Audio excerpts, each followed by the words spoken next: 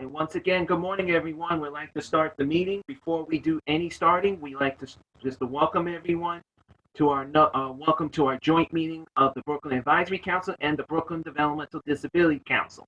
Welcome to a spring and beautiful day in the borough of Brooklyn, New York, which is nice. It's going to be nice and warm and 83 degrees. A good time to have a lunch outside. Before we do anything, in the ruling of anything, housekeeping rules must be always followed. Just to let everyone know, at this time, the chat is not on at this moment. It will be on for the when you have questions for the speakers. If you have questions for, as I said, the speakers or Joyce Levin, which she'll be speaking in just a few minutes. So you will see a sign to say you can put your announcements in later on. We're asking to please hold to your announcements on the chat till later on, after all our guest speakers are finished. So please make sure that you please make sure you hold on to that. Now, remind everyone, as I said before, everyone who's on a computer or tablet, please make sure you're on mute. Please make sure that your microphones are working properly, which we did a test for the last 20, 30 minutes already. We ask that you please make sure that you're already been tested. Make sure you have a paper and pen ready. But always remind everyone, if you have a question for our two speakers, please, you can do two choices, is raise your hand, which is in the panel area, with number 23 is growing, maybe have 26 by then. But you can raise your hand, or if you have a question, you want to put it in the chat, you can do that. The chat will be available, and it will be reading your questions to those speakers. So please make sure. Now, we do have people on the phones today. I will remind you, if you have a question for the speakers as well, you can *9 to raise your hand. I repeat that again, *9, which you see this lovely big hand, that is a *9 to raise your hand. Now, once we say to please unmute yourself, we're going to remind you to please use *6 to unmute. Once you finish speaking, *6 is to mute. So please make sure you follow these instructions. *6 is to mute or unmute. *9 to raise your hand.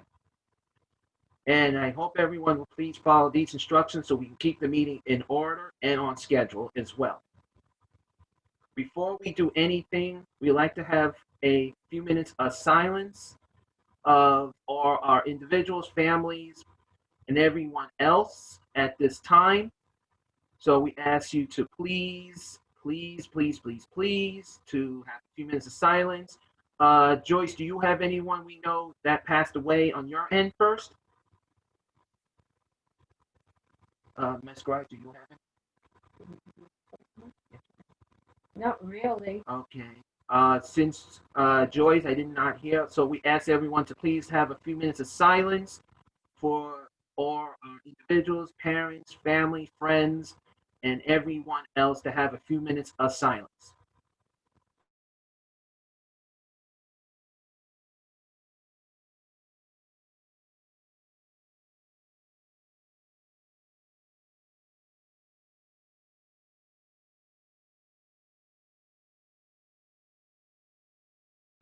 Thank you, everyone. Now I'm going to move on to the minutes quickly. As a reminder, the minutes and the recording minutes was sent out. The recording minutes are always available on our website. So I do need a motion to pass the minutes, please. It's Deborah Greff. I'll make a motion to accept the minutes. And I need someone else to second it. I'll second it. Thank you, Joyce. Oh, okay. We'll put the tiebreaker in. Thank you both. Thank you both. Now, Joyce, you here with us? Since Joyce Levin has to leave early, so she asked, can she do her report? Joyce? Okay, I'm just getting myself set up on this. Well, we can see you clearly. Yes, good. So okay, good. We see you clearly. Okay, good. Welcome everybody on this beautiful day, as Chris said. It's very nice out. Anyway, good morning and welcome and thank you for coming and joining the meeting with us.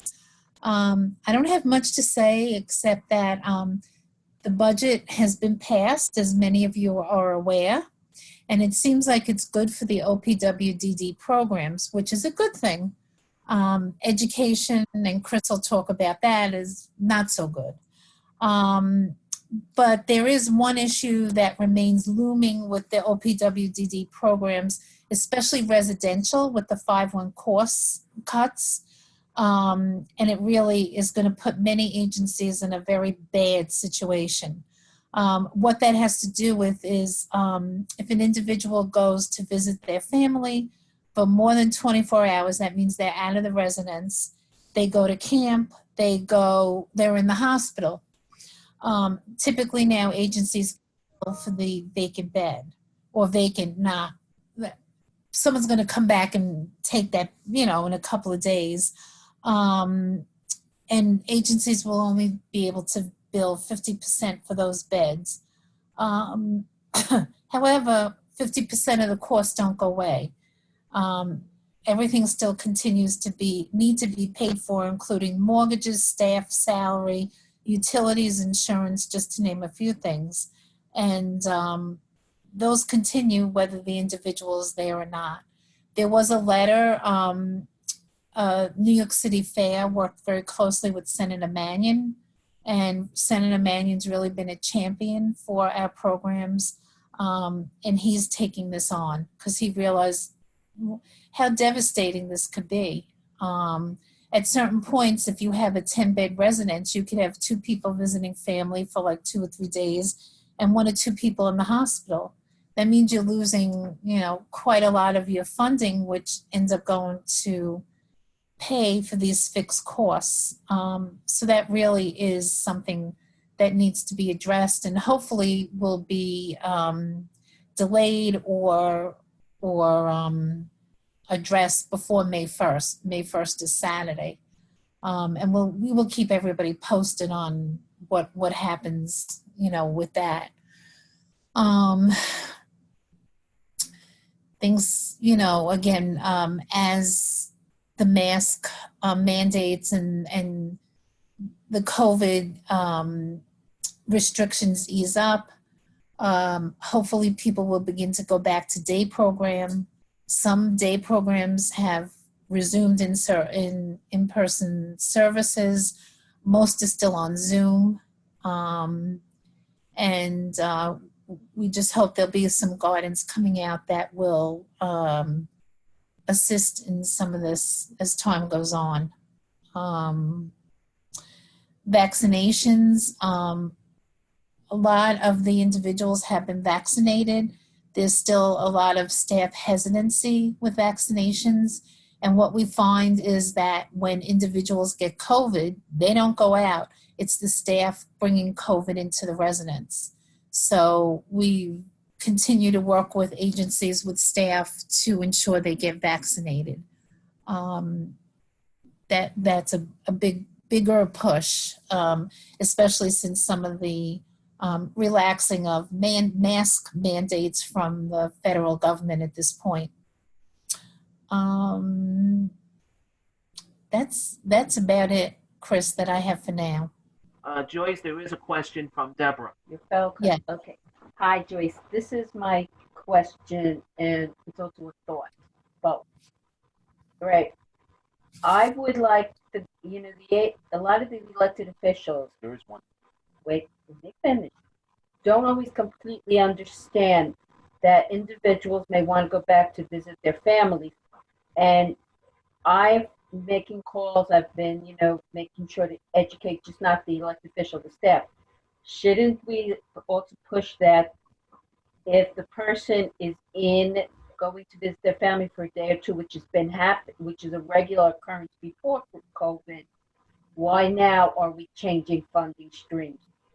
Shouldn't they, have you gotten any answers from them? Because I've pushed that and they look at me and go, I don't know, because also we do have a lot of new elected state senators that don't completely understand, but what have they said to you or anybody else about that?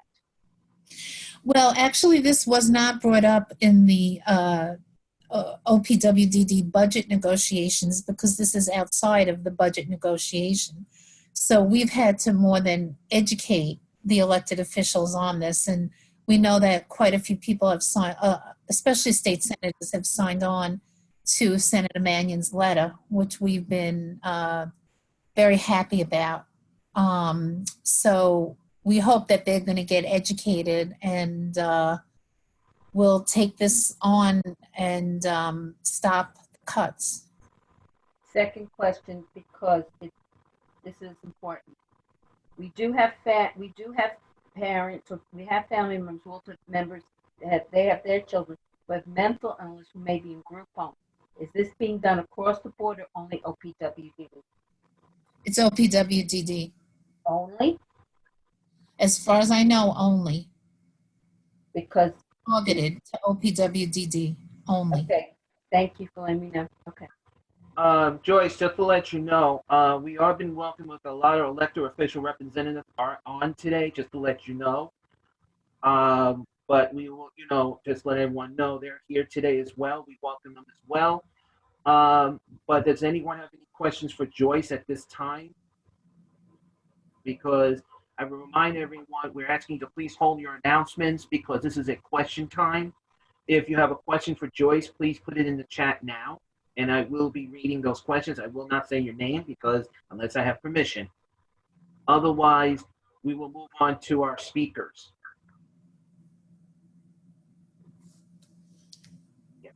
As a reminder, everyone, raising your hand also is available in the panel area as well as on the chat. So we're asking everyone to, you have a question, and I'm just getting everyone texting, which I'm not really paying attention to phones right now. So Joyce, if anyone has a questions, I'll just forward it to you or Chris Streeper later on. Okay, very good. Thank you, Chris. No problem. Let me just move on to our favorite time and just remind everyone. Our next speaker is Miss Judith. I can't say her last name, but I know she's here somewhere in one of these over 35 to 40 people. Is she here from? I'm here, Chris. Yes. I just don't see your face. That's something. Are you? Where is where? Waving. Oh, there Yes, you I'm are. here. Thank you, Chris. Welcome. And by the way, nice view where you are. And as a reminder, she is from the Suffolk County Farm and Education Center. This will be a good opportunity to. It's a good time right now as we're now changing rules and CDC guidelines with masks. This is a good time to get some fresh air and a beautiful day in the weather. So take it away. Thank you, Chris. Thank you so much for inviting us here today. We really appreciate it. I am from the marketing program at Cornell Cooperative Extension of Suffolk County. And like this beautiful visual shows, we operate the Suffolk County Farm, which is in Yaphank. But Chris had asked me to come here today to speak about our summer camp programs. And we are so proud of our summer camps that we offer throughout age groups and throughout our programs. The first thing which really makes our programs unique is all of our summer camp opportunities they're based off of 4-H principles. 4-H Youth Development is a program of Cornell Cooperative Extension. So any of our youth programming, including summer camps, fall under the 4-H principles. And how that makes it different from other camps is 4-H is really strong in the learn by doing.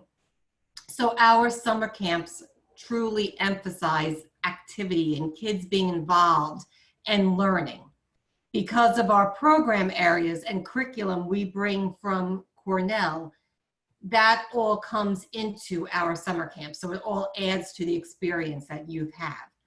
The only thing I will throw out there to start is, obviously things changed because of COVID, and unfortunately because of COVID, our capacity is less this year. So many of our camps are already sold out because we have limited capacity. And I will start off telling you a little bit about Peconic Dunes, but I will say that is sold out as well. But for future, Peconic Dunes is our overnight camp. They do offer overnight and day camps. That is out in Southold, and the beauty of that particular facility and the program is we have access to the Long Island Sound, and there's also a lake on the property. So kids really get a lot of marine front activity, and they learn about the environment and the traditional things you go to camp for, you know, learning how to be with others. And it's just it's a beautiful, wonderful experience for kids at Peconic Dunes. And that is offered throughout the summer. And again, it's overnight and day camp opportunities. In addition, we also have week-long camps, and we offer week-long camps through our marine program and the Suffolk County Farm. I'll start off with our marine program. We have camps that run from the east end through the west end of Suffolk County. We have camps in Huntington, in Babylon, and out in Hampton Bays. Again, they're all week-long sessions. Hampton Bays is unfortunately sold out, but we still have spots available in Huntington and Babylon. And these camps really are focused on the environment. We have weekly themes. They typically run 9 to 2. And for those that cannot make it to the camp or choose not to have the camp experience this summer, the Marine program also offers a digital education kit, which people can purchase and bring home. And it's the part of the learning. It's not the same as camp, obviously, but some of the experiences, what they're teaching is available that way. And the wonderful thing about our camps, especially the marine piece, is we really stress the appreciation for the environment. And part of Cornell is really teaching, and we feel that getting to the youth is so important, that they appreciate and they're aware of our environment. And being on Long Island, you know, the water, we're surrounded. So it's important for our youth to get that appreciation young. Something new this year is out of our Southold program, we are offering family programs.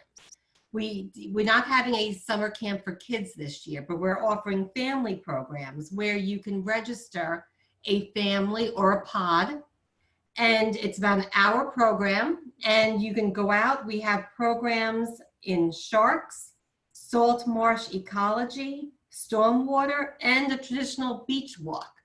And what's nice is you're with an educator that is giving you background and teaching the whole way. So you can certainly appreciate the beauty that you're surrounded by, but it's a learning environment as well.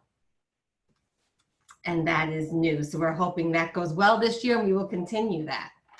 And then as you look, we at the Suffolk County Farm, we offer, that's probably our longest running camp. We've been doing that for years. My kids went there, loved it. And the Suffolk County Farm, we offer camps throughout the summer and during the winter months, during vacations. And during the summer, it's 8:30 to 3:30, and we can accommodate kids from kindergarten through 12th grade.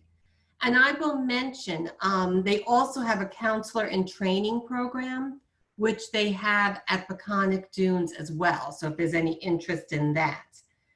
And the farm, you know, different from marine, but we focus still on the environment, but obviously land-based environment. There are programs with the animals, with nature and science skills. So kids get a full breadth of learning and appreciate agriculture. The farm is a working farm. So what we always like to say is kids come out there and they can learn where their food comes from and appreciate the growing cycle. And that's what they learn. And also new this year is we have family campouts at the farm. We are offering them on Saturday nights, I believe it is, throughout the summer. And again, you have to register in advance, but this is an opportunity for the family as a pod to come. And we're so fortunate because the farm is over 200 acres.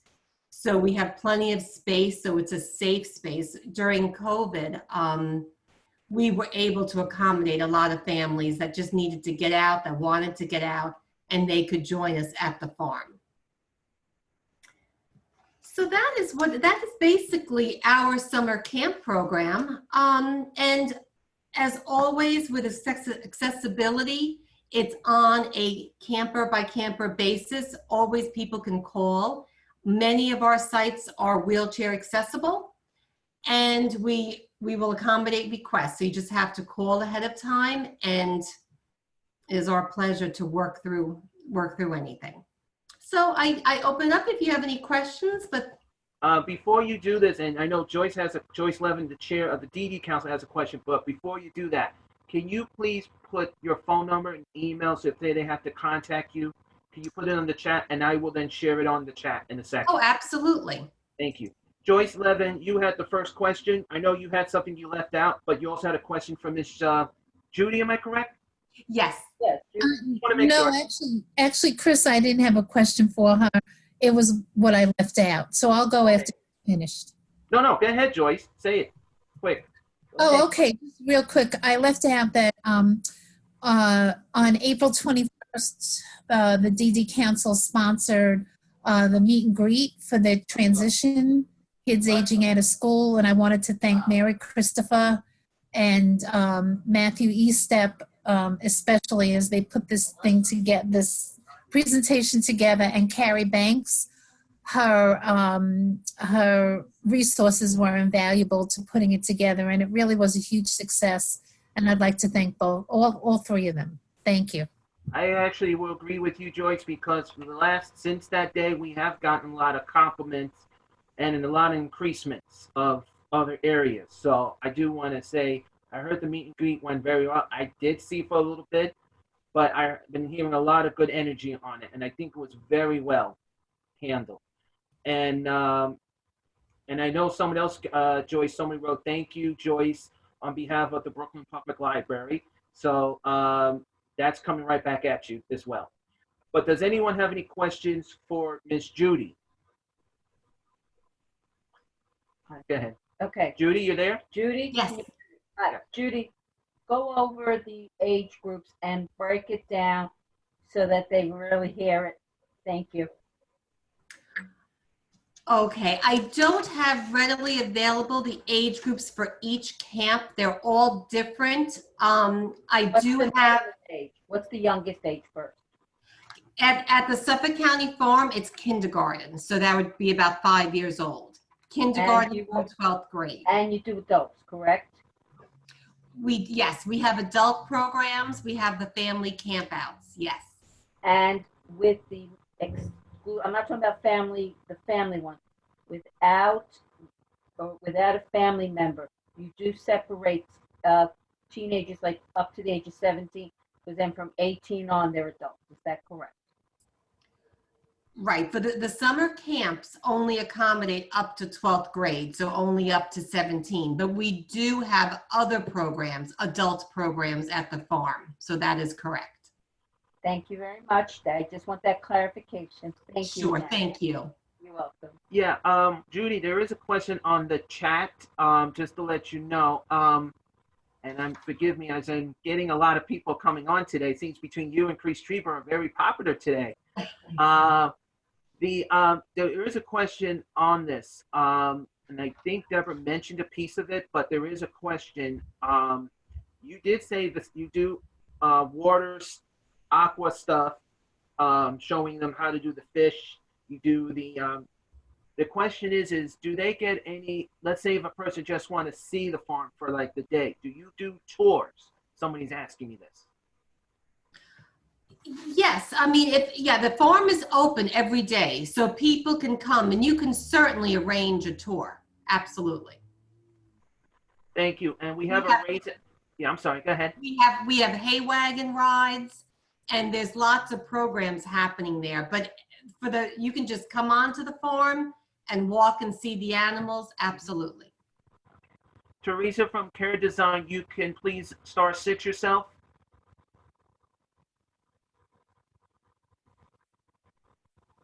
To confirm because There we go. Go ahead. Go ahead. Go ahead. Hi, I I just wanted to confirm because I found a flyer and it's at the Suffolk County Farm and Education Center. I wanted to just make sure this is the same flyer as we're talking about. And it does have a contact on here. I just wanted to make sure that I have the correct flyer. It said 631-852-4600. Is that the same contact? Yes, it is. That is the Suffolk County Farm. Oh, okay.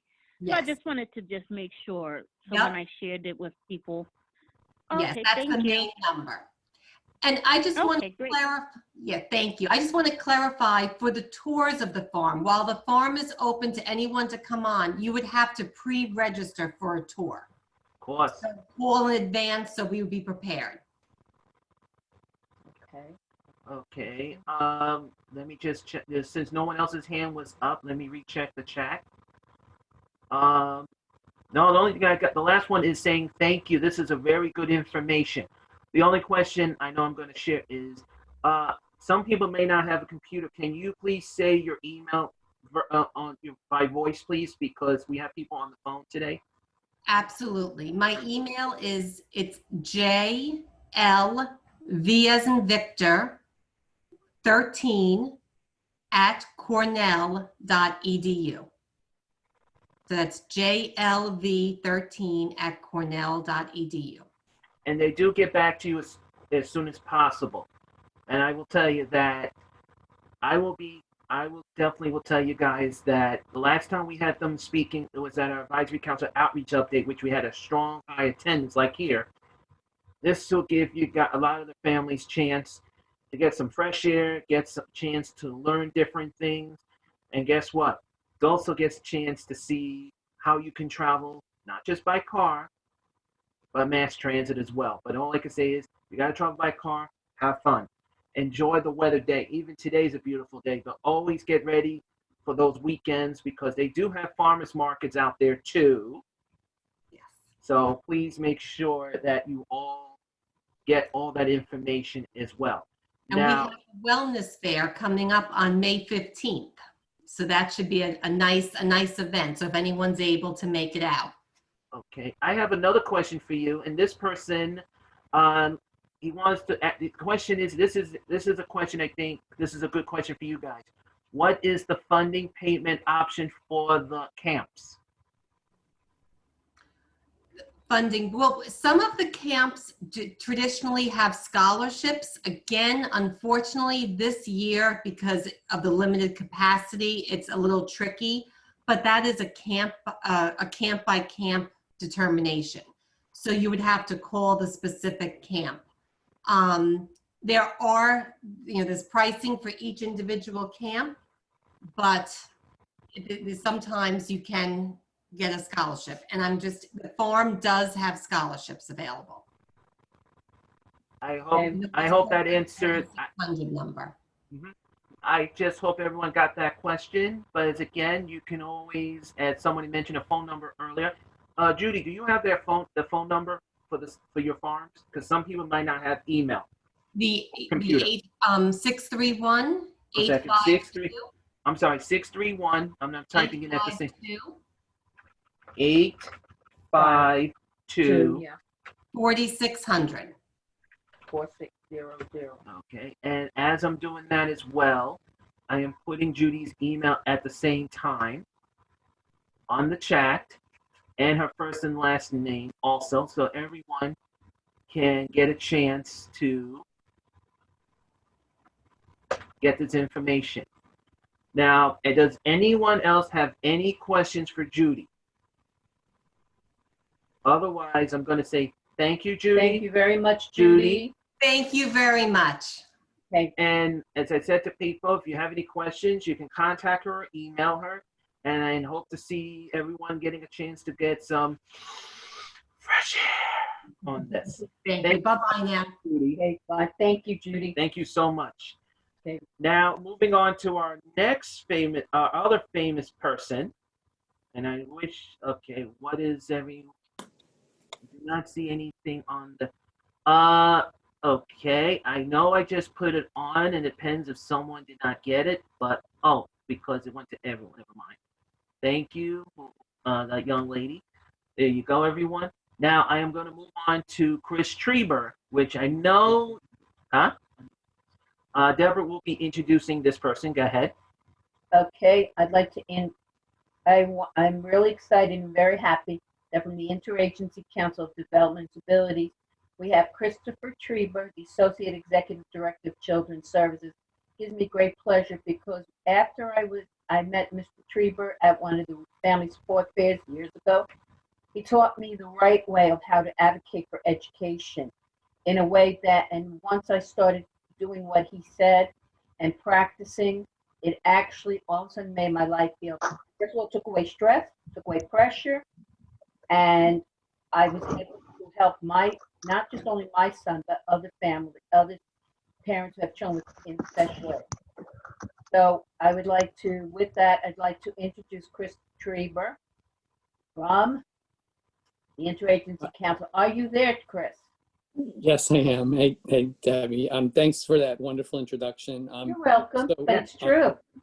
Sure. So I can give you some overview of sort of what's happening in education. Just for everyone who's on the meeting, you should know that the majority of the schools I'm talking about are the preschool special education programs and the school age state approved programs, the 4410 and 853 programs. Most of them started opening and providing in-person services last summer. And all of them have been open and providing in-person services all year long, unlike a lot of public schools. Our schools have had children in the buildings all year. Some have closed on and off due to the numbers of children or staff who have who have had COVID. But the majority of schools have been open and providing in-person services all year long. And many of them are now starting to try to move to 5 days a week in person. And all of them, for the most part, are still offering remote instruction for families that want that. But more and more families from our schools have been requesting in-person instruction because they feel that is the best way their children benefit from that instruction. In terms of the budget, I think Joyce mentioned briefly, we weren't very happy with the state budget. There was no recommended funding increases for our schools.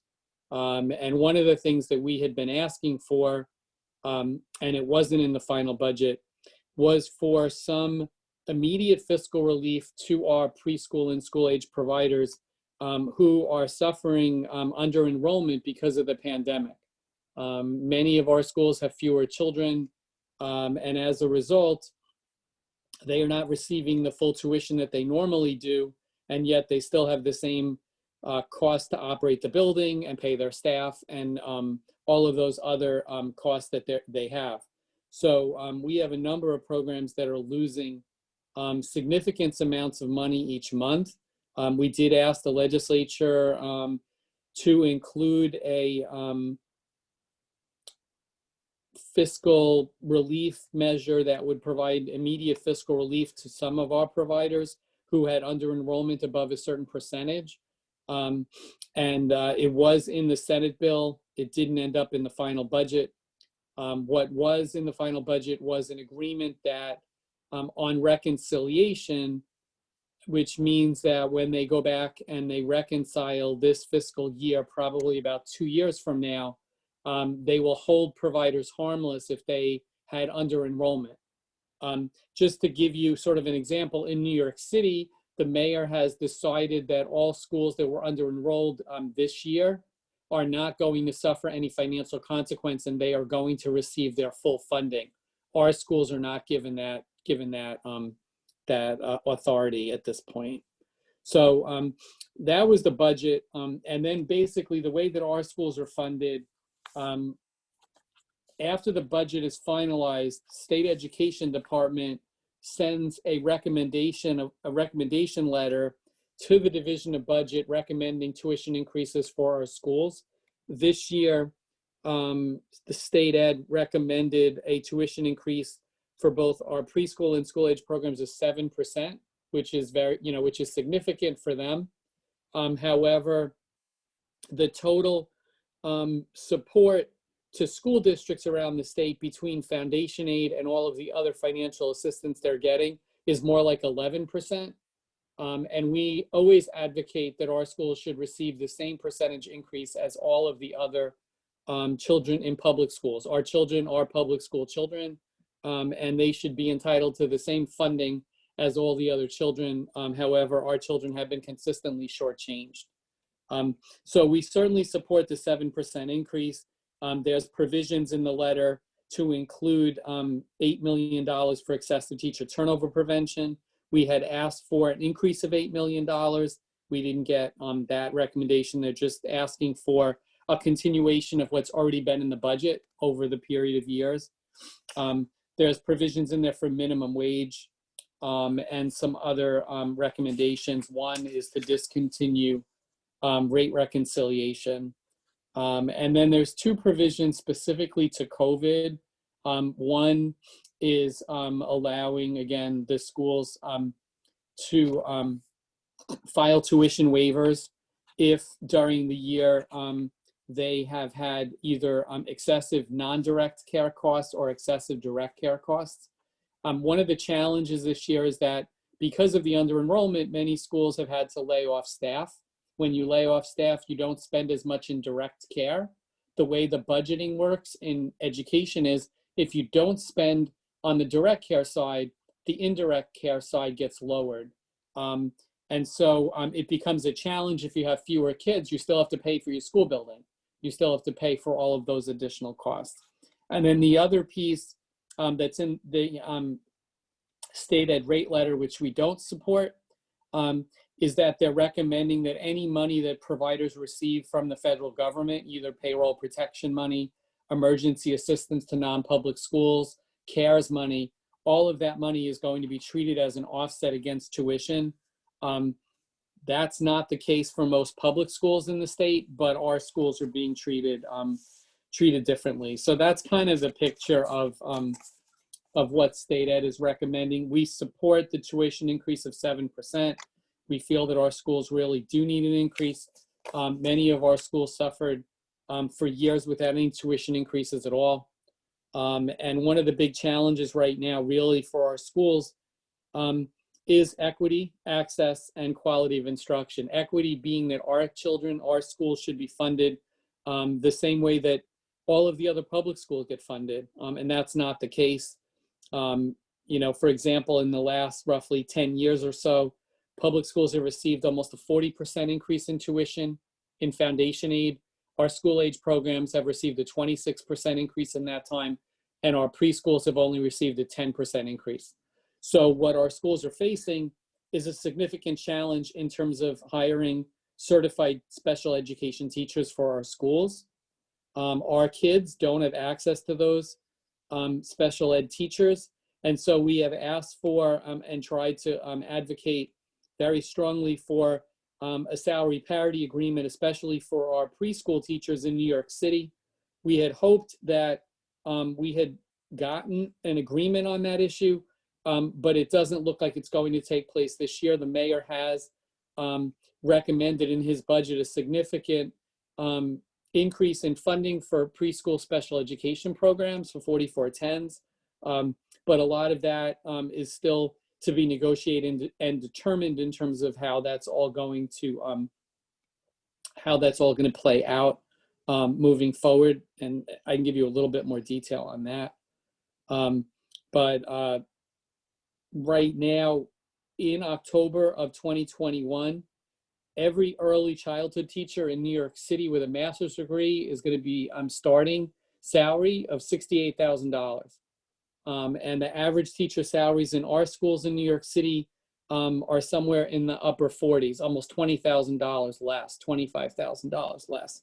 So our schools are very concerned that they're going to have a significant challenge in terms of recruiting and certainly retaining the early childhood teachers they have.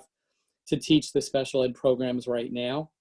And because of that, we have been advocating to try again to get these funding increases for our schools. Our teachers are currently the only teachers who are not part of the early childhood salary parity agreement in New York City. Our teachers are left out. So we're fighting for that. In terms of the other, budget issue, we are concerned about the 7% increase. We're concerned that it could be reduced. So we are fighting very strongly for that, and may be asking for a lot of support from families and other groups to demand that the state give us some funding increases.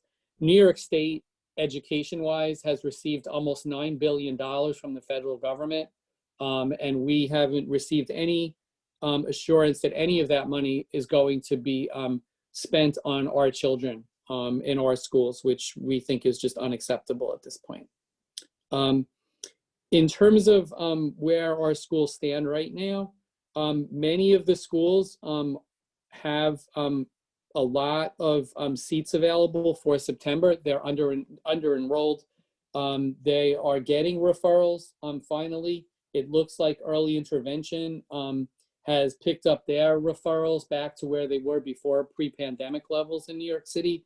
But many of our preschools right now are really struggling to fill their seats for September, and some of our schools are really in significant trouble if they don't get those children. I mean, we're talking about some schools that have graduate numbers of more than 100 children leaving at the end of August, and they have 2 and 3 and maybe 10 children to replace those 100.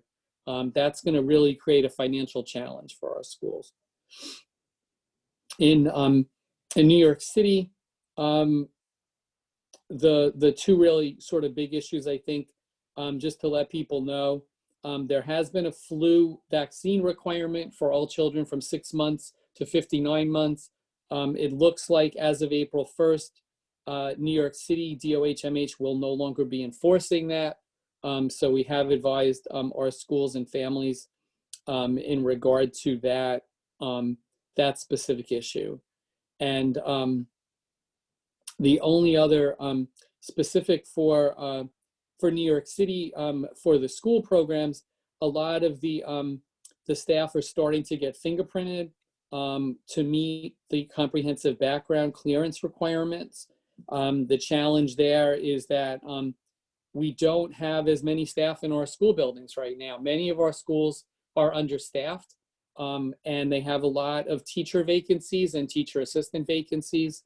And because of that, as the schools start to bring more and more children back, it's going to be very difficult for a lot of our schools to be able to open those classrooms and serve those children. So we are working to try to educate as many elected officials as we can about the real serious nature of this understaffing in our schools and the challenges that our schools face. In terms of the current issues of COVID, we are hearing from some of our schools that that some children now are being identified as having positive cases. We haven't had that many in our schools. Our schools have been really well managed in terms of the COVID situation. And you have some schools that had to close for a week or two, or close classrooms, but for the most part, they're still operating. And in terms of vaccinations, I would say it looks like from what I'm hearing from our schools that most of the staff in the schools that wants to be vaccinated have received the vaccinations. So some of our schools are more than 50% of their staff vaccinated. On average, it's probably, I would think, somewhere between 30 and 40%. So they continue to encourage their staff to get vaccinated. And they are, basically, if a parent asks about, what the numbers are, they're usually giving percentages of how many staff in their schools have been vaccinated. So that pretty much kind of covers, I think, a lot of the issues that our schools are facing. Just to give you some idea in regard to the mayor's budget that was released, I think it was Monday.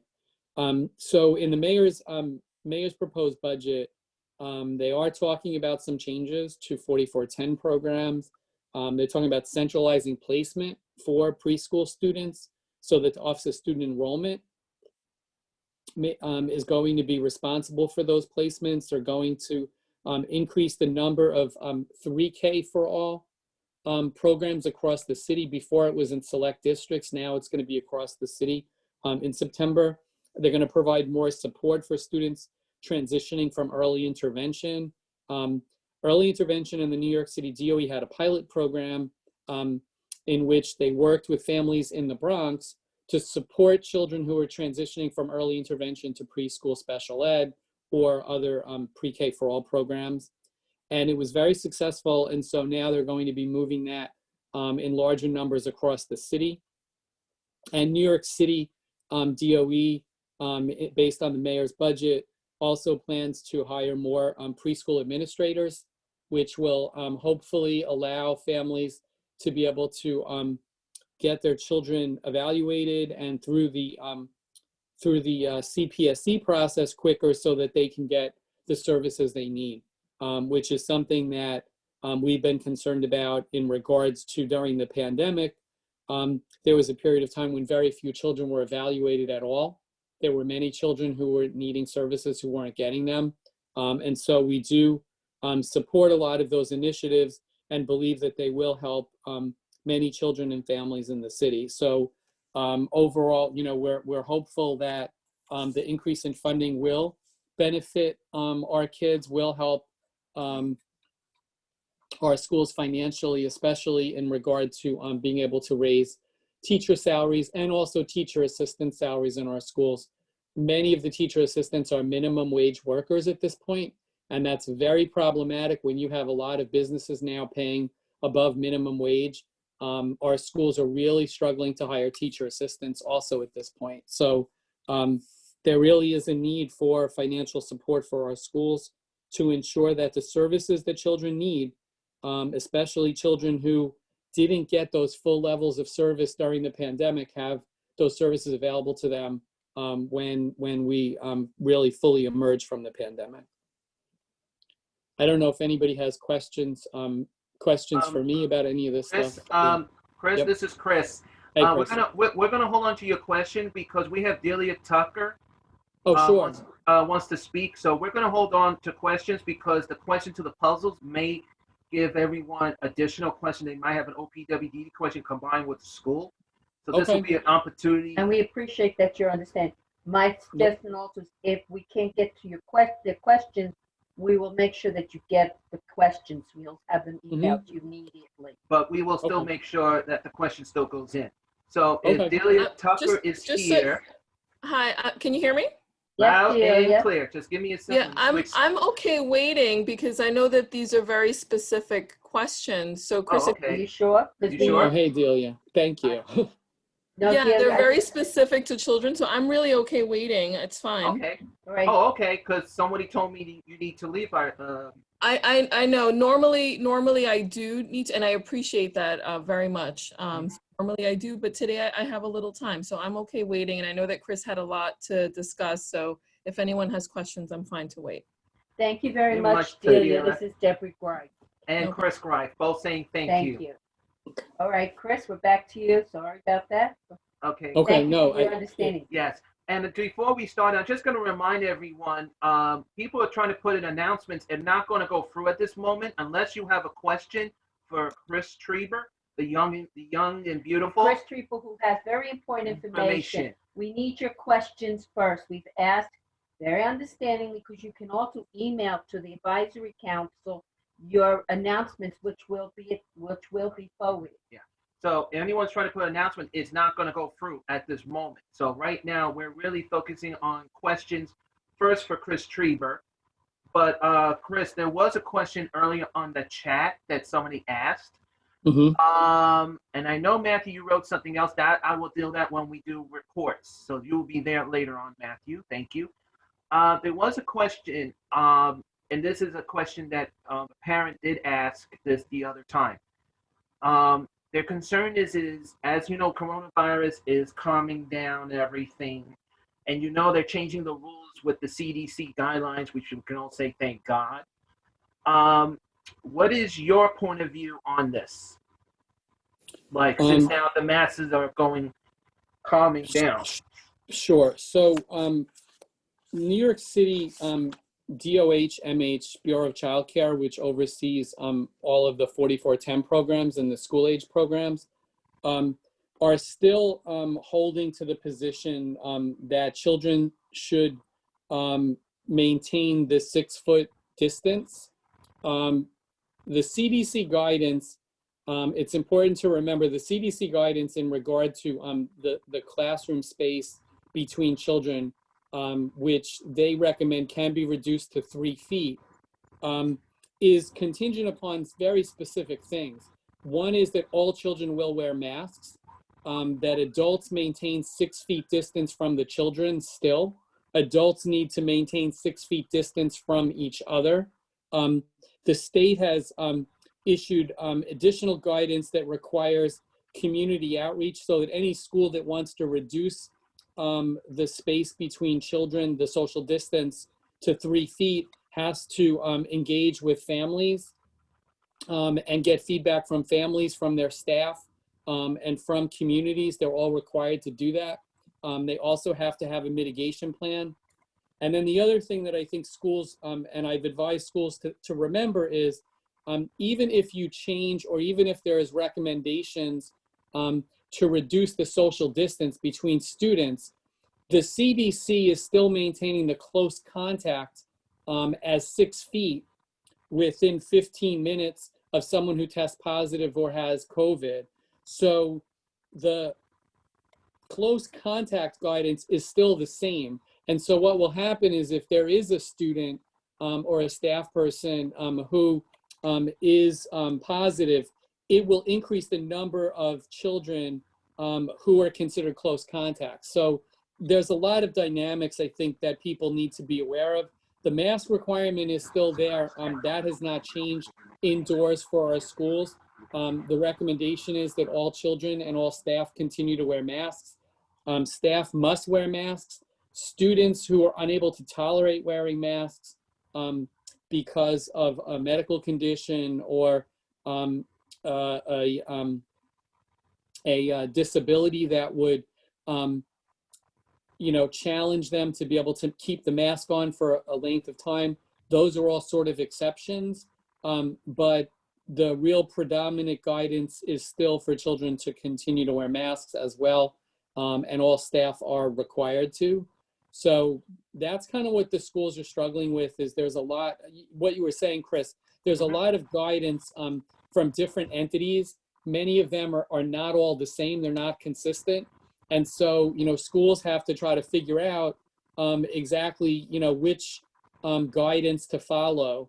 New York State has taken a position that schools must follow the strictest standard. That's the state education department's position.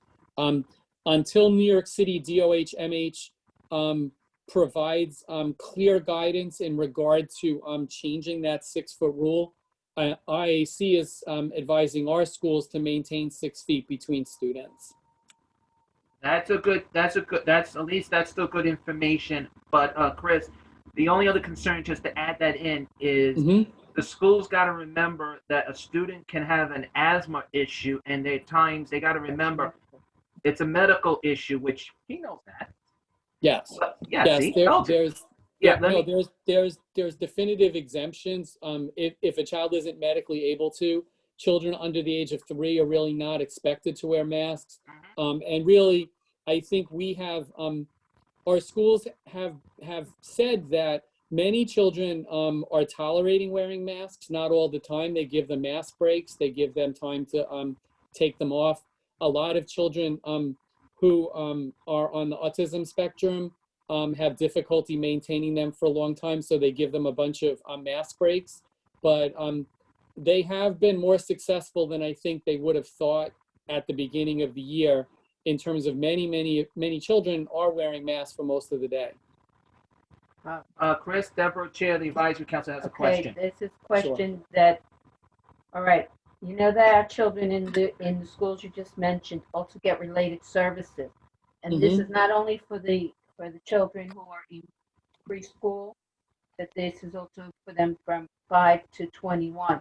Because of COVID, if they had not gotten their related services, that is required, and it is in the IEP, which is a contract. Have the parents been successful at winning and getting the help they really need, or is the city and state playing games again? I'm talking about the state education department and the New York City Department of Education. I'm not talking about OPWD or anybody else. It's only education, because I want to clarify that. No, sure.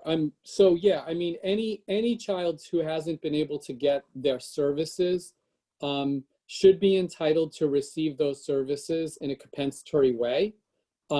State Ed has not issued definitive guidance in regard to compensatory services, but part of the guidance that has come out of OSEP in Washington, the Office of Special Education Programming, I've been on a bunch of federal webinars in the past few months. They've been very clear that they believe that the city and the states should be using part of the federal stimulus that's coming for education, and especially increased federal funding for IDEA, to provide makeup service, additional support, because many children with IEPs have really not benefited from remote instruction. I think that's pretty consistent.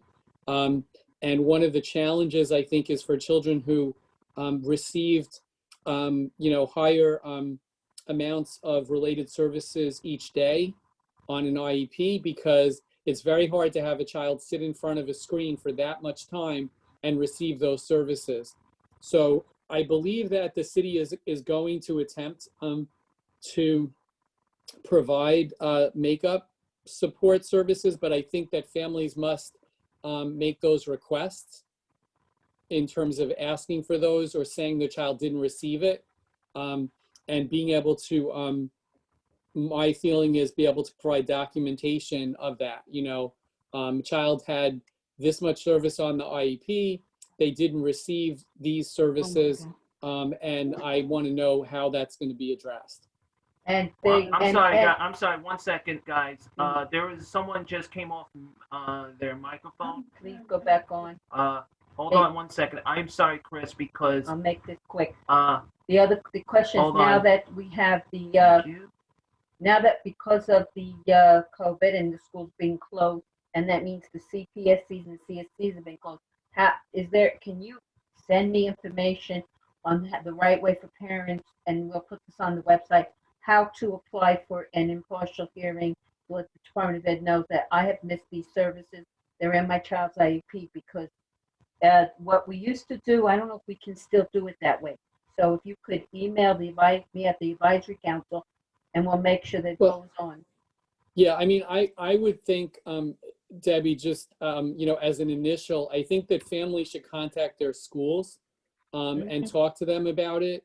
I wouldn't encourage requesting, an impartial hearing right away, because I really do think school districts, I think the schools are aware that children have not gotten what services they should be getting.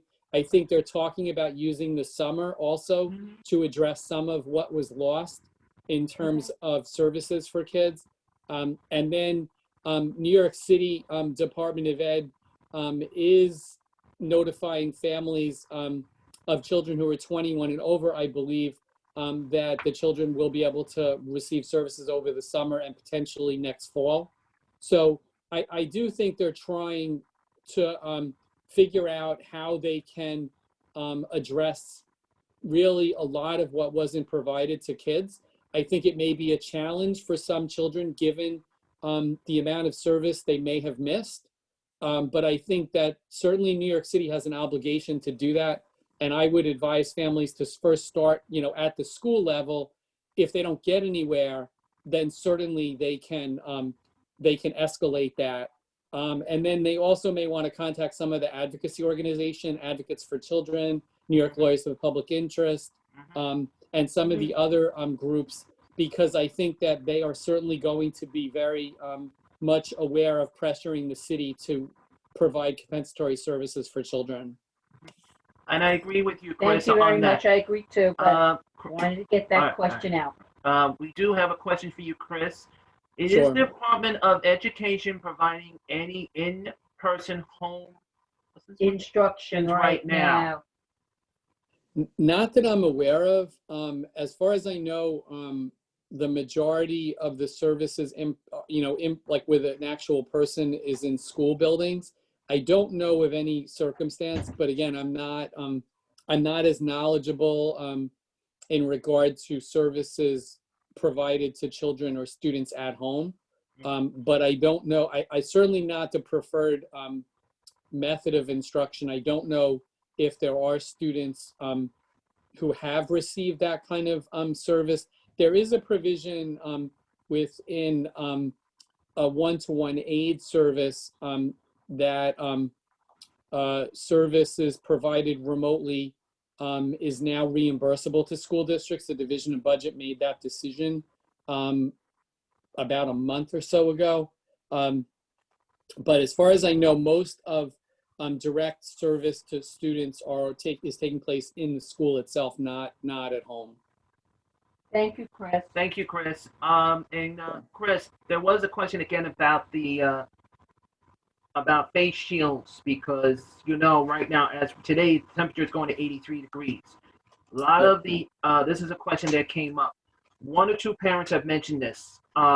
If my son wants to wear a face shield, or now you've been hearing new kinds called face shields / sunglasses that does cover their face. From an education perspective, those are not face covering. They don't meet DOH, MH's requirements. They require a face mask as a face covering. You can wear the face shield over the mask.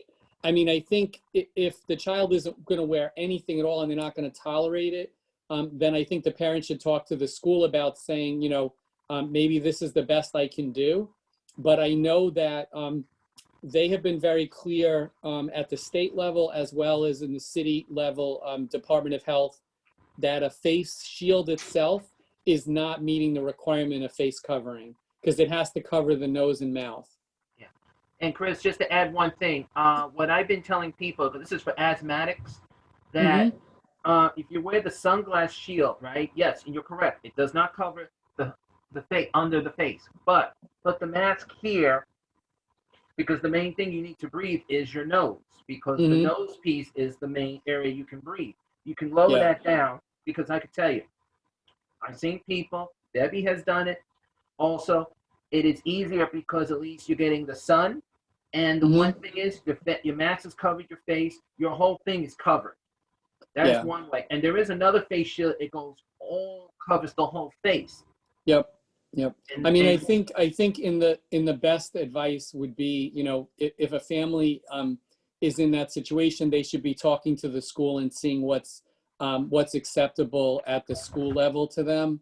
But I'm just sort of giving you, as far as I know, the guidance from the state Department of Health as well as New York City Department of Health, that they don't accept them as sufficient face covering, meeting the requirements for school. So that's the issue, again, that I think a parent would need to talk directly to the school about it, and see what they accept. Thank you, Chris. There is no more questions, so I do want to thank you so much for being here, Yes, Chris. and I thank you so much too. On behalf of both councils, we thank you again for your help and assistance. You're welcome. And thank everybody. And please send our regards to everyone in our See. I will. Good seeing you both. Take good care. Good seeing you. We will. Bye. Bye-bye. And now, as I will say to everyone, you can now put on your announcements and put it on the chat. And our next speaker is from the Brooklyn DDRO, Adelia Tucker. Is she still with us? Adelia, are you with us? It is now I'm still here. Yes. Okay. And guess what? I did say to someone, I'll get you on 11 a.m. right on the nose.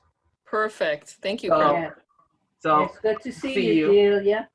Can you see me? Same here, guys. Yeah. I just want to mention, I do have some staff on the line as well. In the future, if I cannot attend, these staff will be here representing the Brooklyn Regional Office. So Thank you. we have our acting Deputy Director for Brooklyn and Staten Island, Nina Gritze, who's on the line, as well as Lucy Omazy, who you know very well, Yeah. who Community Services Administrator. So if I'm not around, they will be very much available to represent and answer any questions that you may have. Okay? Thank you very much, Lucy. I'm I mean, sorry. Adelia, Delia, I'm sorry. it's the caffeine today. I don't have enough caffeine in me. I apologize. I need more coffee. Yes. Did you need to have a coffee break? I put the caffeine in here. I'm going to have to drink it right now. I'm sorry. It's my fault. it's let's just say things are getting done, and we're just it's middle of the week. We're just waiting for that weather to get nice and toasty. It's going to be hot today. Thank God. Okay. All right. Can I proceed? Yes, Yes, you you man. Okay, so I have a couple of updates, if that's okay. So just mainly a couple of budget updates. I'm sure you've heard some of it before, but I thought I'd give you OPWDD's perspective, if that's all right. As you know, the budget was officially passed by the legislature on April 7th. So I just want to give you some highlights of things that were new to the budget. So what was introduced to the budget that was not originally proposed was, after some advocacy, a cost of living adjustment, which, hasn't been in place for some time. So the enacted budget did provide for almost $27 million in new state share resources to increase reimbursement levels to nonprofit service providers by 1%. So this will be available or has been available as of April 1st. Additionally, nearly $23 million in new cash resources has been made available to avoid across the board cuts to Medicaid and non-Medicaid programs. They were originally proposed because of uncertainty to the level of federal aid that would be made available to New York State to respond to the pandemic. But specifically, OPWDD received over $10 million in new state share resources. This really accounts for about $14 million on an annualized basis. And this is to avoid the equivalent of a 1% reduction in Medicaid rates for those rate rationalized programs. Also, there was $12 million to eliminate the need to reduce the spending on certain state-funded programs. So if you remember, this was the 5% reduction that was proposed. Additionally, based on some advocacy, there was restoration to CCO rates. So the proposed budget sought to reduce rates paid to CCOs to further align reimbursement to anticipated costs and accommodate increase in utilization that outpace financial expectations and incentivize CCOs to enroll people in other benefits such as Medicare. So this is really to reduce Medicaid spending on health-related services. The final budget provided close to $21 million in state share resources to restore these proposed reductions. However, I will say that OPWDD will continue to assess reimbursement levels for CCOs and all its providers to make sure that we're consistent with reasonable costs. Another piece that was maintained in this budget was research activities. So if you remember, what was proposed was IBR to affiliate with OMH. In this enacted budget, there was $1 million that was included to OPWDD to maintain research activities at IBR. So that omitted that proposal, basically.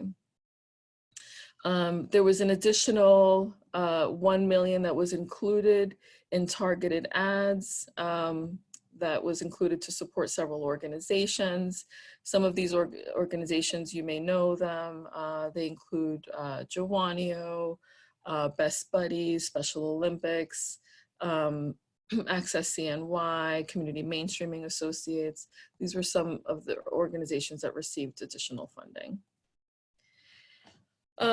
So, the other piece that I will mention is that, we still don't have specific guidance from the federal government about how the additional funds are going to be used, the 10% enhancement to federal participation rates for OPWDD HCBS services. The budget provides OPWDD with some flexibility that will allow us to distribute funds quickly through a grant making process. So that, does give us some flexibility to do that. But we don't have the actual guidance just yet. Things that were in the budget that are to be expected, basically, are providing access to vital supports and services. These include resources that support a full array of OPWDD funded services like respite, residential services, rehabilitation, employment, and other services. Additionally, funding the minimum wage increases to staff in the nonprofit sector.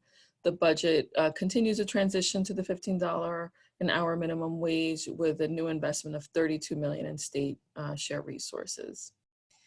We continue the commitment to additional funding to develop affordable housing. This year, OPWDD will receive an additional $15 million in new capital funding to continue its efforts to expand availability and affordable housing opportunities. In this budget, we had talked about or proposed managing access to residential programs based on need. So what that includes basically is offering people who seek residential supports the most independent setting possible that can best meet their needs. So essentially, when someone is looking for an opportunity, making sure that they're living in the most independent setting possible with additional wraparound supports to live in the community. This really accounts for a modest savings of $1 million in the budget through this person-centered effort. Also, we will be identifying opportunities in state-operated residential programs in order to make available opportunities to accommodate young adults that have been living in inappropriate settings, such as residential schools. This will happen in collaboration with the person's care manager, their circle of support. So what we're trying to do is seeking an opportunity to match people who currently reside in state programs or state operated programs with a nonprofit agency to deliver the residential supports. So OPWDD will first work with people with whom the nonprofits has a service history. So, where the nonprofit is providing the day service, for example, for that person that lives in a state service. And this savings will really account for about $8 million this year, annualizing to about $15 million overall.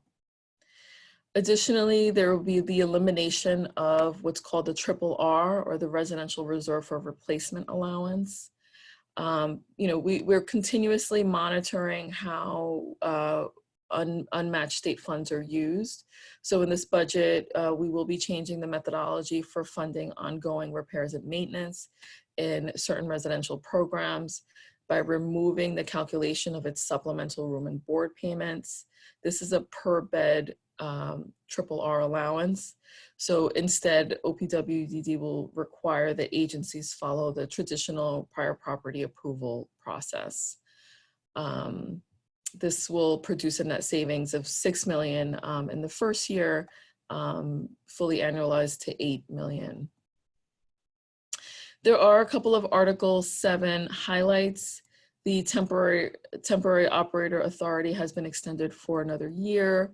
Additionally, telehealth, the telehealth expansion has also been extended to remove barriers for people regardless of where their physical location is.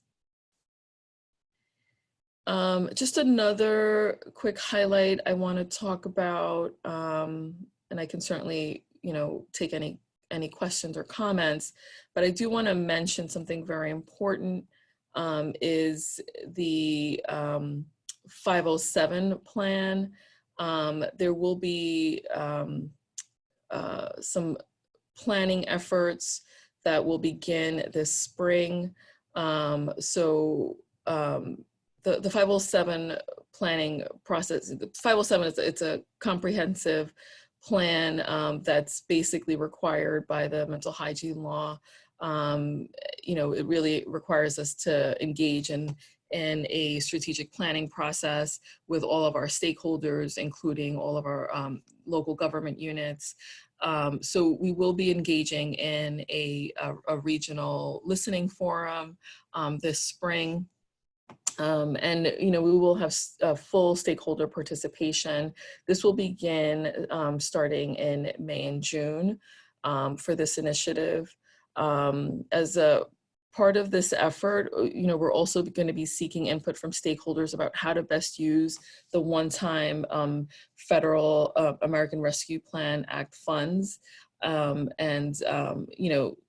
any key programmatic and financial improvements are going to be really important to get input on. So the overarching goals and of the planning exercise will be to pursue improvements on the service system and to move it to greater sustainability, equity, and accessibility of services. We're going to be collecting input from the regional forums, from regular stakeholder meetings, as well as from the Developmental Disabilities Advisory Council, so the DDAC. The agency is going to be developing a strategic planning section on its public website, so you should be looking out for it to make sure that everyone has access to the information about the planning effort and initiatives within the plan. And the finalized plan is going to be due to the legislature on November 1st.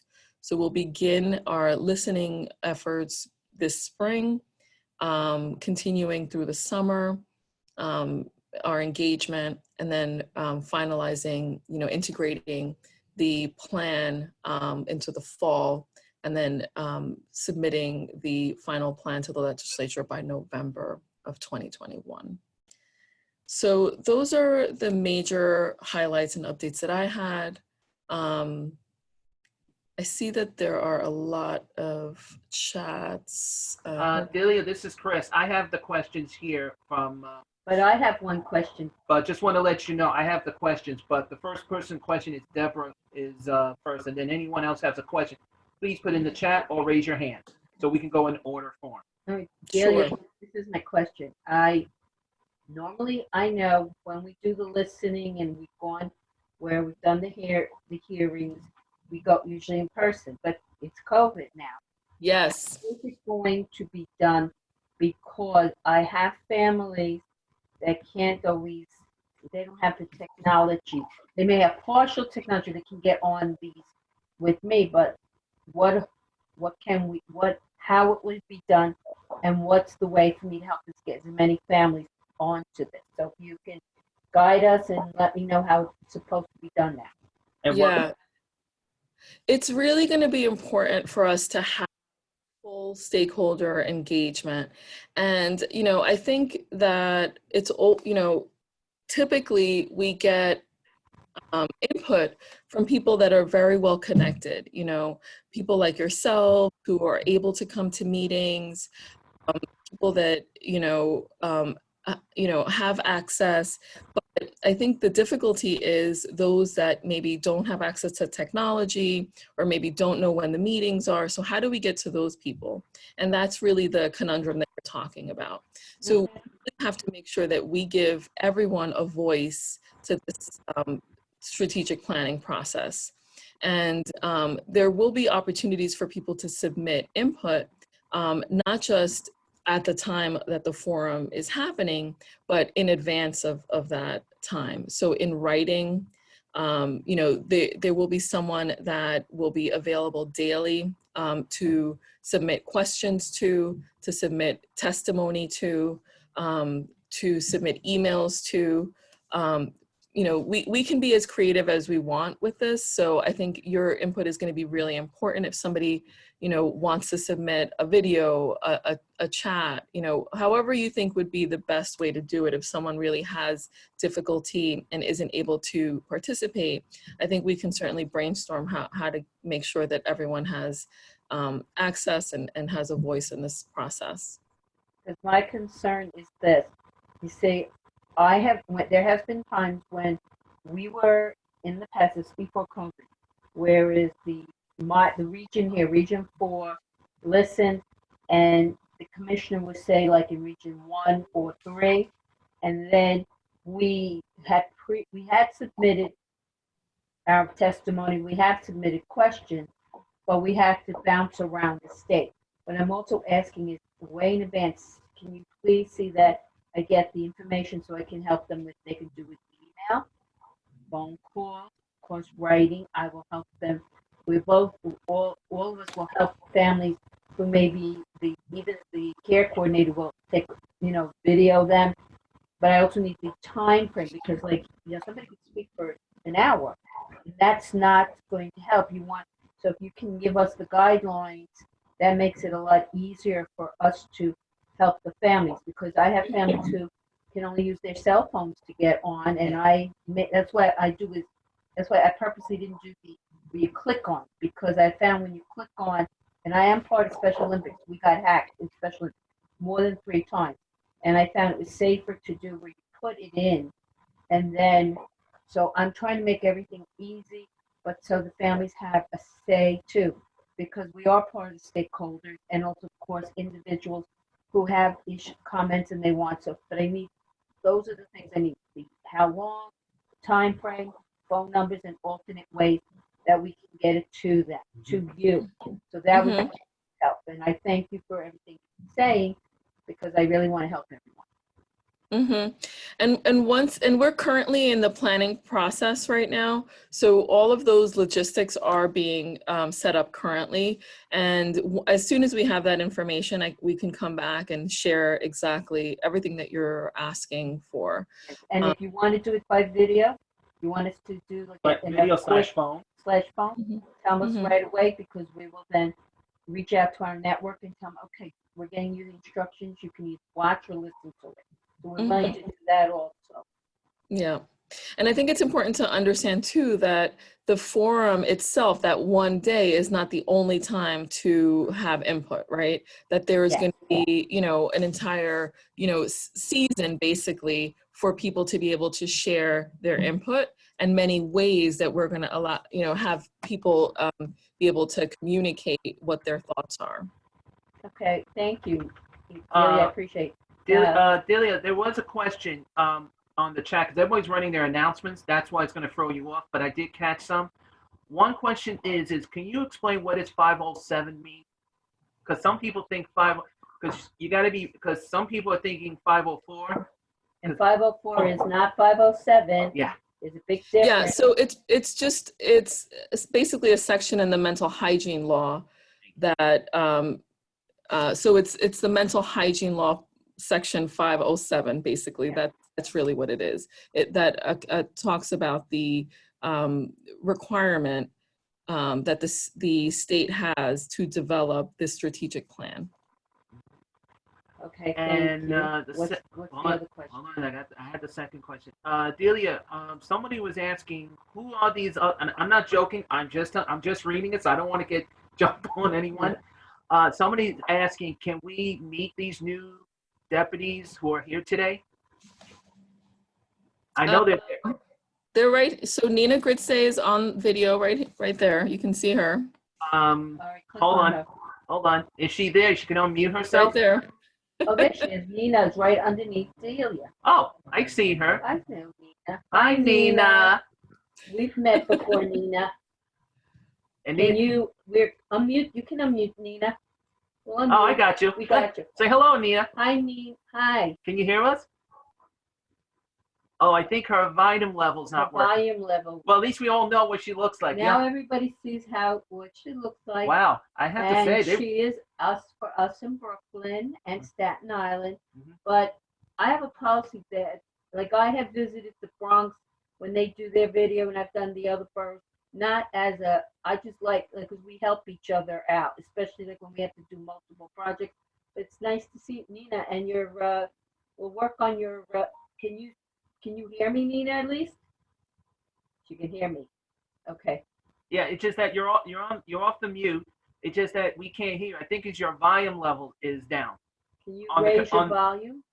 Is the computer, because as I said before, That's okay. I understand. I'm always. If I don't have. hey, at least I somebody- can see. At least as I said, Delia, at least we can see her. Yeah, they see- want to see everybody. they- This is what I get. I've been text the whole time. Hold on. We can. Everything is about progress. Maybe for next meeting, we'll get her audio working. Sure. Yeah, but we're not gonna worry because you know what it is. Every month they update something new, something stronger to keep the computers alive. But Yep. that's technology.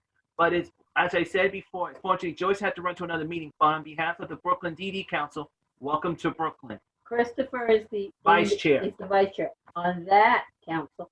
I am the secretary. Years ago, I used to be the secretary But now and she's- treasurer. So I'm used to carrying more than one. hat. Delia, they can call you. I know they call me another borough, track of all trades. Well, here's the thing, just call me New York Tough. That's easier to do. New York MTA gave him that. I like it. I Yeah. like it. And let me just get to the third question. If anyone has a question, please raise your hand because I know I see Doris Khan. If you have questions, I know. please I raise see. your See. hand. I'm getting them all We guilty. want, look, I don't mind. Unfortunately, one person had to leave, but Delia, she just wanted to let you know, and it's already on the chat. But everyone knows there's a special event which I'll be announcing later on the council report. But she just wanted to Carrie. Well, she wants me to say her name. Carrie Banks wanted me to welcome you, Delia, and Nina, which I have to get used to the name. So forgive me if I say it wrong a couple of times. It's like a computer new name. Nina, Carrie Banks And? is from the Brooklyn Public Library. It used to be known as the Child's Place for Special Needs, and now what is it? It's inclusive services at the Brooklyn Public Library. It's a very wonderful service because us parents can get information. They have a lot of programs. I mean, there's a lot of things.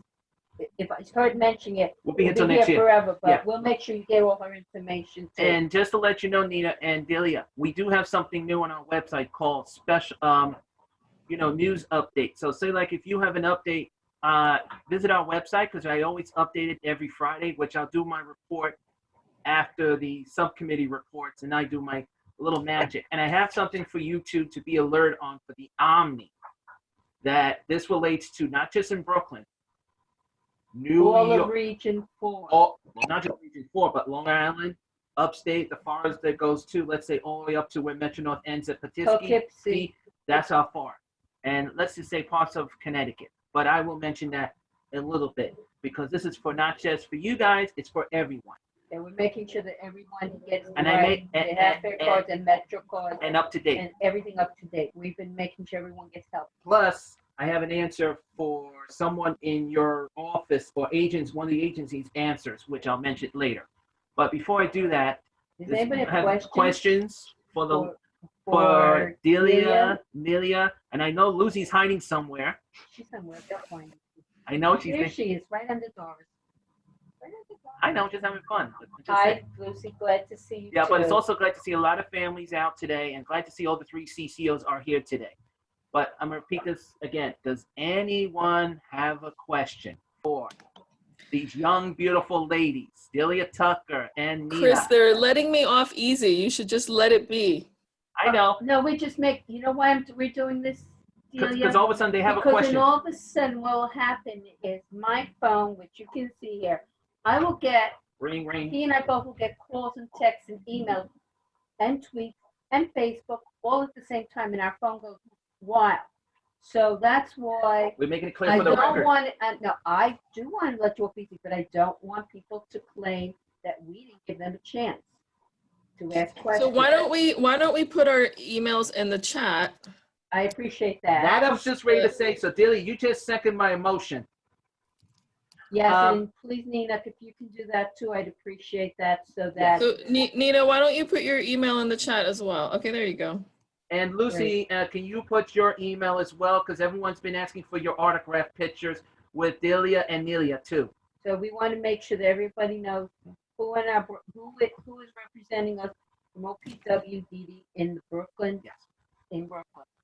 Since no one else have any questions, and I know it's going on to the chat, just give everyone a I want to second. thank both of you. I want to thank Delia, Nelia, Lucy, Nina. and I know Henry Najib was here somewhere. Want to thank him as very well. And Lucy, I'm sorry, Angela Blade, if she's here, I want to thank her because She's working very very hard hard. on the the family family support guidebook. guidebook. There is not going to be a Yes. fix, but the guidebook, we're constantly working with her to update. And this is a message, and I'm very glad you both ladies are here so you'll hear what I'm saying. Please, agency, when Angela emails you, please answer her back immediately and give her the correct updated information. This is not for Angela. This is for the families of Brooklyn who need to know what services are available in their borough this year. So please, I'm asking you as the chair of the advisory council, please work with Angela to get the information. It also makes it a lot easier for us because we can keep everything updated also on the website because we do put updated guides on. Yes. So please cooperate and help her. Thank you. But thank you, Delia. So thank you for supporting the regional office staff. I have another meeting to get to. Thank you. Well, thank you very much. Talk to you later. Talk to you later. soon. Thank you. Thank you. Bye. Now moving on to our next guest, if he's still here, Gavin. Gavin Myers, Gavin? are you here? Gavin Miles. Are you Yeah. here? I'm here. Hi, everyone. Hi. Welcome to the Welcome. welcome to the party, which we're getting ready for summer parties. I'm just kidding. Gavin, Exactly. so talk to us. What is so good today? What updates do you So- have For from us. your? Yeah, so I have, as you know, COVID is continuing to spread. The main COVID update is that the pause on the Johnson & Johnson vaccine is lifted, and it is circulating with caution at this point. That's the main vaccine update I have, but I'll also include in the chat some additional links regarding COVID-19 facts, as well as where to get the vaccine if you have not yet. As you know, by this point, everyone, for the most part, is eligible to get the COVID-19 vaccine. And the City of New York Health Department has about 15 vaccine pods that we offer the vaccine at. But there's also a lot of other locations that you can get the vaccine at as well. And our website has the ability to really look at all of those locations. In addition, we have some vaccine communications resources for providers. So that can be very helpful to think about vaccine hesitancy because there are people who at this point are unsure of getting the vaccine, and this is a great way to understand more about that. Also, that's sort of the vaccine updates, but separately from that, the health department, specifically within our Bureau of Developmental Disabilities, we are currently conducting a study of the IDD community, focusing on better understanding service utilization, unmet need, and satisfaction, including the impact of the COVID-19 health crisis. And so the New York Academy of Medicine we work with is planning to conduct additional focus groups and individual interviews with caregivers, providers, and other stakeholders. And so we are interested in learning about the perspectives of individuals who receive services. So if you are interested in participating, please contact Megan Hamway, and I'll put her email address in the chat, but her email is hamwey@health.nyc.gov. That's hamwey@health.nyc.gov. And she is a colleague of mine who is leading this study. And as I said, I'll put her email in the chat so that you can reach out to her if you're interested in finding out more about this or participating in that particular study. So I think those are my updates. Thanks. Not so fast, Gavin. There is 2 questions. First, Deborah, sure. then go into the chat question. Sure. Hi, Gavin. Good to hear from you. Like to see you, but you probably don't have camera. All right, this is the advisory council As well as the DD. and the DD council. Well, we both have families and parents and individuals as well as professionals who can be part of more than one focus group. And we are going to be doing these focus groups, I assume, and I hope I'm assuming correctly, by video and phone because we can't really meet in person. Am I correct? Yes, correct. They're all, from what I understand, all of these are remote, exactly, because of COVID. All right, well, the advisory council can be very helpful because, as you know, we have Ring Central, so we can help assist by you're not linking everyone together, so we can speak at enough time. But I will also let you know that what's one big problem with some of the families getting their vaccinations was because of the Johnson & Johnson, which delayed everything. Plus, also, I hope that you are working with the New York City MOPED, Mayor's Office of Persons with Disabilities, who've been helping families also get free transportation. I hope your agency is putting that out too for our families for the COVID, because COVID is affects everybody in many more different ways than you realize. Mm-hmm. Yeah, no, I actually was activated for a short period of time to work on disability access, and Jonathan Novick I was working with as part of from MOPED as well. So specifically on accessibility equity at the pods, because the New York City pods need to be accessible, they have to be accessible. And so, there's a whole list of things that need to be done on that, so that's something that I was working on. And the first question you had asked me about was food. Insecure 311 still has their food program, New York City Food Department, and a lot of the grassroots agencies. I'm not talking about OPWD. I'm talking about like the Jewish councils, the Catholic charities. They have ways of.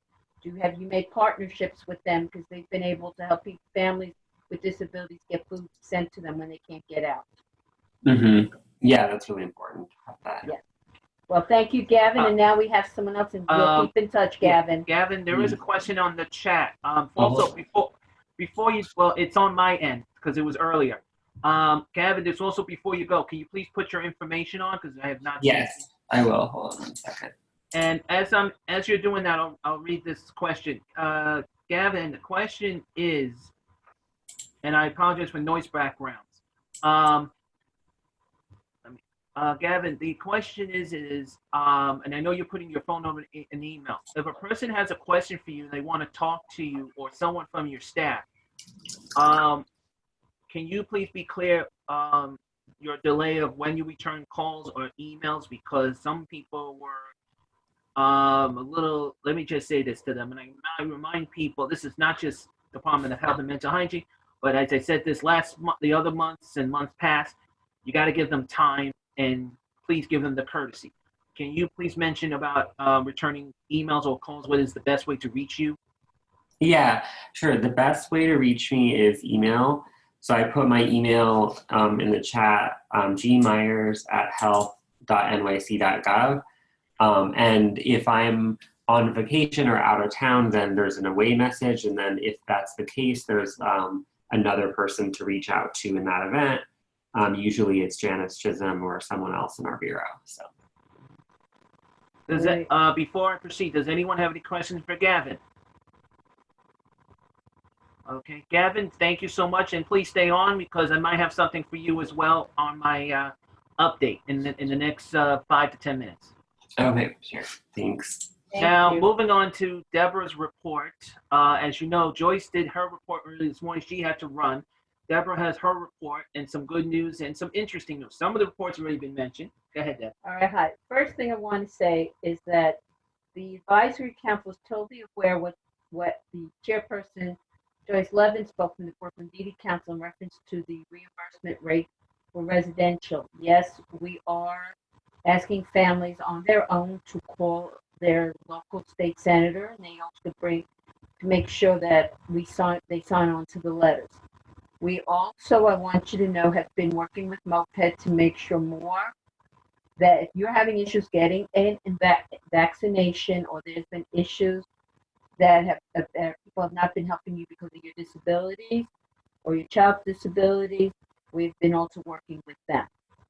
The council is working very hard to make sure, and even though we have to do this through video, we are assisting that families can get whatever services they need. That's why I also brought up to all the agencies, please give all your updated information to Angela Blake, who is the family support coordinator for Brooklyn, or Henry Najivic, just to get the information. This is very important. We want to make sure every agency stays financially afloat, because our families, we all need these services. So that's a very important thing. Also, okay, I'm keeping my report super short, because I know that there's a lot of different subcommittees have their reports coming up. But the next joint meeting for the Brooklyn Family Support Service Advisory Council and the Brooklyn Development, this would be council, will be on Wednesday, May 26th, 2001. We ask everyone, please get on Ring Central by 9:30, because as you see, because we did start on time, we will be able to do the committee reports as well as announcements. It's very important. I know, it's a computer. And before anyone says anything, yes, we see a computer error with the HEP meeting Ring Central. Without the T. Without the T. That will be fixed. So if you're copying it down, make sure you remember to put the T on. And technically, it's correct on the website. So as a reminder, everyone, this information is on the website. It does give you in the homepage the steps. Step 1, type in meeting, put ringcentral.com/joint. That meeting ID number.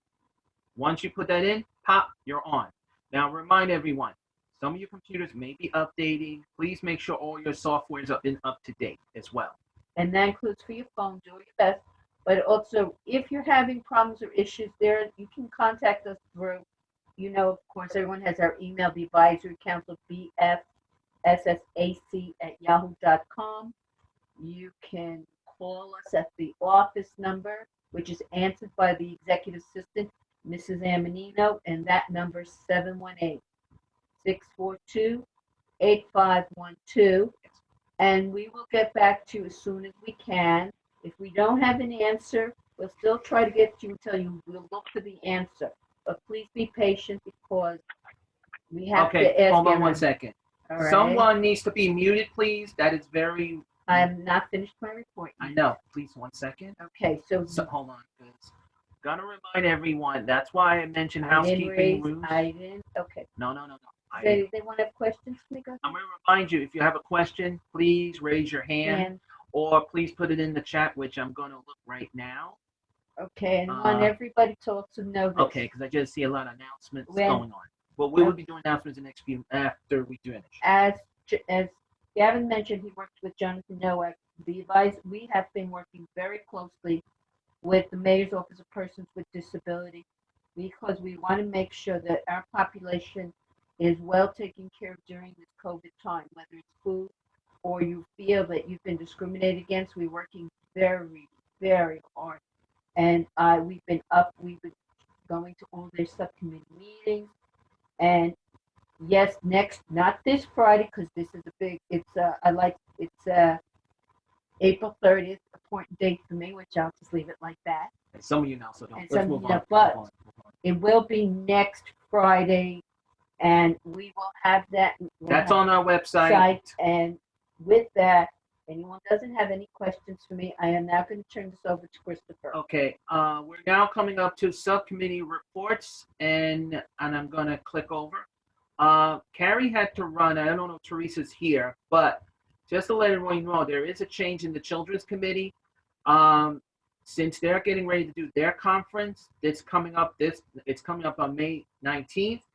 As Carrie did put this on the already put it on the chat. Please, everyone, to try to attend. It'll be from 4 to 5. Register email is right here to kwalker@thebrooklyn brooklynlibrary.org, or call them at 718-757-0421. This will be on Zoom, but they need to register. If you need translation, sign language, interpreters, please make sure you register that for that day. Again, that committee, the Children's Committee, will do their evening conference on May 19th, which you see who their speaker is. This speaker is from Woodlawn Hospital. Woodlawn Hospital. Woodhull. Yes. Will be presented by Nicolette Lewis, MA, Psychiatric Department, Woodhull Medical Center. Yeah. It will be it's called Calm Families, Calm Kids, and how to learn how to take breaks and recharge yourself properly. Because as parents, it's very rough for us.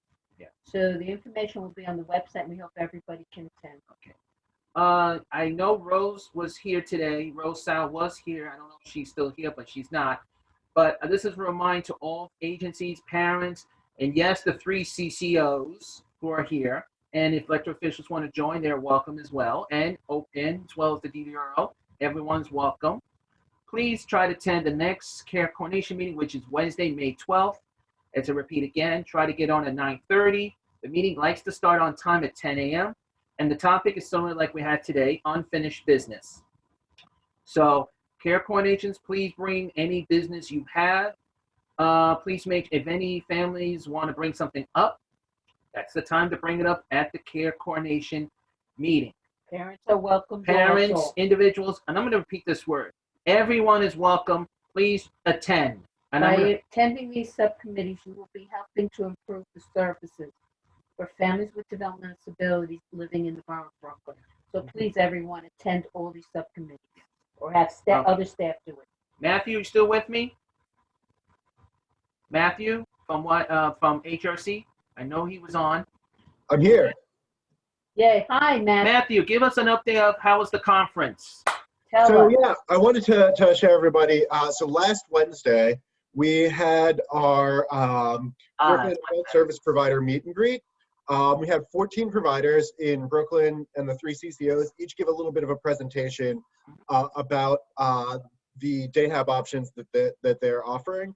And I know that a lot of families who are transitioning to adult programs have had a hard time getting all of that information, considering the situation we've all been in the past year. So we think there's a lot of really good information, and I put a link to the video in the chat. Please check that out if you or any of the families that you work with are looking for adult service options. Matthew, can you please re-put it in again? Sure. Because just let everyone know that some people came in late when you put it on. It's not your fault, but everyone loves when you put it back, put it on. Oh, you did already. Thank you, Matthew. We see it. Thank you. But Matthew, you did. Dolores, hold on 1 second before you do that. I do have a message from Joyce because she did mention this early in the meeting. Yes. Joyce she did mention it because I know I have witnesses here. Joyce wanted to thank you very much because it went very well. We've been receiving also in our end, I mentioned this to Joyce, we have received a lot of compliments. And a lot of families have said that you helped them. Well, thanks. And Yes, I assume that Joyce gave a lot of thanks to Mary because she deserves. No. She thanked credit. Mary. No, she did thank Mary. She and thanked Joy. and you. you and Joy. But she thanked Yeah, both of you. But you're the one right now, face is showing. So we're thanking you. No, because there's a reason, because at this time in need, we need to work together on, this time right now. And I will say this meet and greet for the first time, even you guys just started the very first time, and I looked at people. Yes, there's going to be glitches. What do you want? An Oscar? We just had one. You got to go to California. Okay. But Matthew, don't move because Dolores Kahn had her hand up. Go ahead, Dolores. Doris, come Doris. Hi, Matthew. I want to thank you and the whole transition team, Mary, yourself, and others for putting it together. It was comprehensive. It was easy to follow. And I have a question. Maybe you answered this already. Is there a recording that if I want to access it again, is there a way to access it? Yeah, so I just put the link in the chat. We just got the YouTube. It's uploaded to YouTube as of this morning. It's uploaded to And if you go through, there's you can click on the link. There's a timestamp next to each provider and CCO, and you can click that link and it'll take you directly to their portion of the presentation. If someone goes to YouTube directly, what can they put in the search if they don't have? It would be, I believe it is, well, the link is there, but it's under Brooklyn Developmental Disabilities Council Adult Service Provider Meet and Greet. Oh, okay. Try to be as direct as possible. No, but no. That's the way you. Okay, great.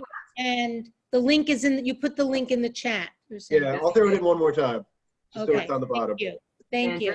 And just to let everyone know, before you all or leave early or whatever you do, and I'm just going to repeat this again. And I know, Matthew, we're getting a lot of compliments about this. Well, I want to pass those on to everybody else. You know, we had 17 presenters in that event,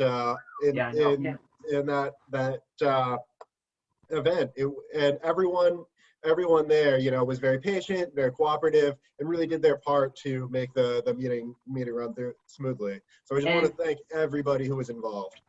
Yes, and I do want to thank Mary Christopher and Joy, but also, as Joy said, she wanted to thank you.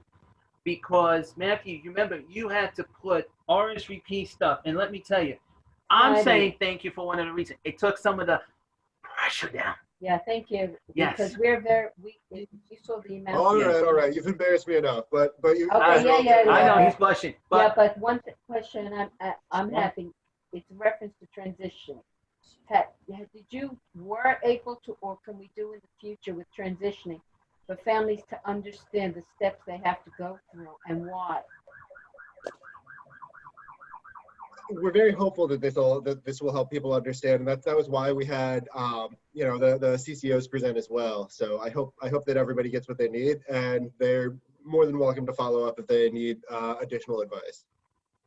Thank you, Matthew. We appreciate that. And I know, yes, it's on the, I'll repeat this again. Yes, thank you, Paola. It's on the YouTube. And Matthew, once this meeting is over. What time is the meeting start? Because there's not. I'm getting to that, if you please let me finish. Just to let everyone know, and Matthew, you're right. I want to thank you, Matthew. But adding with Matthew, just to remind everyone, the next transition meeting is May 20th at 10 a.m. If you want to find out if that meeting's still on, contact Mary Christopher, which her email's here, or Joy Palmer. Please let them both know for the next meeting. Next meeting again is May 20th, unless something changes. Mary Christopher will let you know. You can always be on her mailing list, and she will let you know if that meeting is still on. But it is still scheduled for May 20th. But thank you, Matthew, for giving us that quick update on that. And Matthew, do not leave that spot, because I'll have a surprise for you too. Everyone, I have a surprise, and it's actually related to your group as well, and the other hat you wear. So let me just move on to our next, which is my favorite thing to do. Let's get some Advisory Council outreach update before we do the fun part. Let's get New York Tough in here. Yeah, okay. First of all, I want to remind everyone, on our website we have called News Update. So say like if Matthew he did his event with Mary Christopher and Joy, I put it up there. That's a news update. Or like Carrie Banks, the Children's Committee's event. That's on our website as well. So you will see this logo in the home page, and it will be on their own page. So always check if you have something coming up like a news update, like if we mention budget, something changing in the community, something going on upstate New York, down here in New York City. We don't do other countries because that's a little too much information. We need to focus on information and news update, and events and training pages are still there on our website as well. So stay tuned for this. Now, as Gavin mentioned earlier, and I'm mentioning this again, yes, the vaccine is still with us. Thank you. In-home is still available. In-home bound is still with us for seniors and people with disabilities. Jonathan wanted to make this clear. He said this at our last Advisory Council outreach update, which we had a full house with Lucy O'Mazey, and I thank Lucy if she's still with us. Thank you with the bottom of my heart for being there. It was very well attended like today. But as I said before, if you have any questions for Jonathan Nowak, or if you want to join that meeting next Friday, please look at his email under is jnovak@cityhall.nyc.gov. which is right there. Now, election season. It is alert, election season. It's like almost saying danger, Robinson. But no, as a reminder, everyone, June is a primary. November is election. Please make sure you're registered to vote. Or if you got in the mail your voter special card that you can just scan it like this. Looks like someone like Omni, but it's not. Make sure you have this, which is mine. I can show it because it's mine. Just bring the card there. They're going to ask you, do you have your voter card? Like Matthew is sharing. Thank you, Matthew. You got that? That's the express line. Because I'm telling you, I saw this. You go express. You go to your table. You vote. Bam. Put it in the machine. You're done. You're out the door. Or you can still contact, or you can still go to NYC, affidavit, like get the other ballot by email, and you can print it out and still bring it in. That's for the new accessibility way, because they have something new they've been doing for the last year, and it has worked. And just to let everyone know, Ariel is the ADA coordinator for American with Disability Act. So her phone number and information is still here. You can reach her, and please make sure that everyone is registered to vote. I don't care which party you're going to join. The main focus is vote, vote, vote, vote. Now let's move on. This is also for Matthew and everyone else. Mask Force alert, and I'm going to repeat, Mask Force alert. Thursday, May 27th is the next Mask Force. It doesn't matter where you're going to go, or you can travel on the train with someone giving out a washable mask. They're also giving out the children's mask, the small little one. So say you have someone small, can't handle a large mask, there's a smaller version of that mask. This is the information. You can go on to our link. It's also on our news update page as well, and you can just copy and paste it like I just do here. Copy, and then paste it if it works. But remember, it depends if your system is up to date. That is one. Now, my favorite one, and Matthew's got to get his teeth because him and any other agencies have been driving me mashikana. Very important. Save the date for July of 2021. I will be announcing this next month for the reduced fare Omni card. That will be ready coming this fall. And I repeat that, coming this fall. So there will be the Phase 1 public meeting with us, and we invite everyone to attend. That's including all 5 boroughs, Long Island, and upstate. The more we can also update everyone, the more information that everyone can get how to handle the card. It is very easy. You can even energize it on your computer or at a store or in those machines. And when I say machines, at train stations with an S, means like if my card is empty and I need to energize it, but the nearest station is Metro North, same machine now. I can do it there, Long Island Railroad, or the subway. One shot, one energized. Or you can energize it at home as well. Now, for the agencies who get the used to call transit check, now it's called transit credit card, you can link that onto your cell phone if you go to Google or Apple Play and energize it with that credit card, and you can control it wherever you want to go from A to C. But just remember, it does not work for Long Island Railroad Metro North at this time. It's still in the Phase 1 basic, means $275 plus a transfer. You can still transfer to the subway to bus to subway, or bus to bus. But remind you that you will control it the way you want to, so how much you want to put in. No monthly or weeklies are activated at this time. As I said, we're starting each phase at a time. So stay tuned for more information on this, and I will give you that update soon. Now, reminding everyone on the Accessoride note, because I do have a message from Accessoride. If you have a PCA, they can still go on Accessoride. But if you need a third person, instead of yelling and killing them on the phone, that's not the way to do that. Because seriously, guys, I do not want to I'm being fair on both sides. You must request for a third person. If the person cannot help you, request the supervisor and explain to the supervisor, I need the third person with me, whatever you want to say to them, but please have the courtesy. If they're going to be rude, just duty noted. It is recorded. And yes, but I remind you, if your accessory card does not have a PCA, you can still request for the second person. But please use this wisely, very carefully. As right now, yes, you still have to pay the $275. The PCA still goes on for free. The PCA can still go on for free on the Long Island Railroad and Metro North. You can say, I am a PCA, and they should not be challenging you, because so far we have not had that problem with Long Island Railroad, but I will strongly remind you to please proceed with caution on Metro North and some Long Island Railroad trains. If you have that problem, please go into my MTA and put that complaint in immediately on that. So please, everyone, please close attention to what I'm saying. And a reminder, everyone, if you want to find out when our meetings, subcommittees, or special events, please visit our website at www.bfssac.com. If you have something you want me to add for opening events or something you want me to add to the news update, please email me at this address in the bottom. And I will be reminding this again in the announcements. It's at yahoo.com, and I need it no later than this Friday. So on the weekends, I can put it in. Quicker, safer, and much easier. And remind you, you can also get this on your cell phone. Just type in the website, and automatically it will pop up. It's a little easier, it's colorful, and it's friendlier. So please remind yourself. As you see, the website has been going very well and does keep up to date.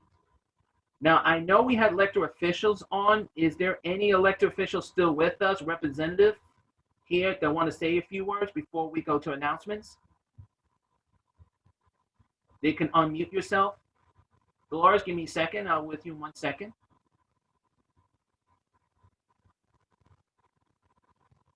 Just want to say, Reverend Eddie Karim from the Office of Assemblywoman Latrice Walker is online today. We got a lot of information. We thankful for all this good information we'll pass on to our constituents in the district.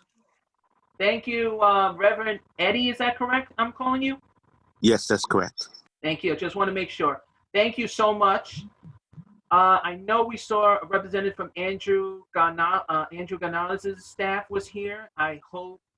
Oh, Sophia, you're here. You want to say a few words? You're off the mute. Hi, everyone. Can you hear me? Yes, we can. The whole world can hear you. Go ahead. Oh, great. Well, just wanted to say thank you so much for having me. Senator Gurnardes reads my notes from all of these meetings that he does not attend himself, so he really appreciates the information. And our office is always available to you for constituent services or to discuss legislation. I can put our phone number and email contact information in the chat for you all as And well. Sophia, this is Debbie Gripe. Please have him work with the Senator, I think, Manhon, with a reference to the residential piece. You've been getting calls from different constituents about it. Yes, I made a note of that, and I'll certainly pass it on to him. Thank you so much. Sophia, before you go, you do have an announcement that Andrew Gonzalez has put out, and it is a safety concern for seniors and people with disabilities about that car popping noise. You guys put it on. You want to make that announcement? Are you referring to the noise from the vehicle exhaust? Yes. Yeah. Okay, yes. One moment here. Sure.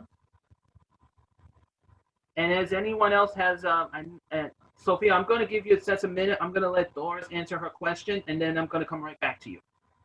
Sounds good. Thank you. Dolores, you had a question? Doris Kahn, I know your hand was up. Doris, you there?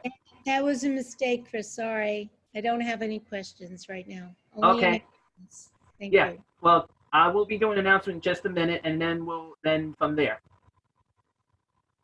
Okay. And I know everyone's writing announcements. And see, it went very quickly, very smoothly.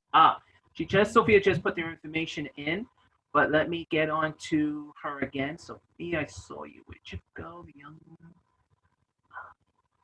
Just have her. And everyone who has an announcement will be doing it in just a second. Once, here she is. Sophia from Senator Gonzalez's office, are you ready? Yes, so the update about the SLEEP Act, which stands for Stop Loud and Excessive Exhaust Pollution, just passed the New York State Senate Transportation Committee. The SLEEP Act would increase fines for modifying mufflers and ensure authorities can measure vehicle decibel levels objectively. Essentially, the goal is to curtail, dangerous and disruptive behavior and let our community, get some peace and quiet from excessive vehicle noise. So what we need to do now is, increase more public support for this act. So you can certainly contact your state senator if you're outside of our community and ask them to support it. And if you have any questions, again, I'll put my information in the chat so you can always reach out to me directly. Thank you so much.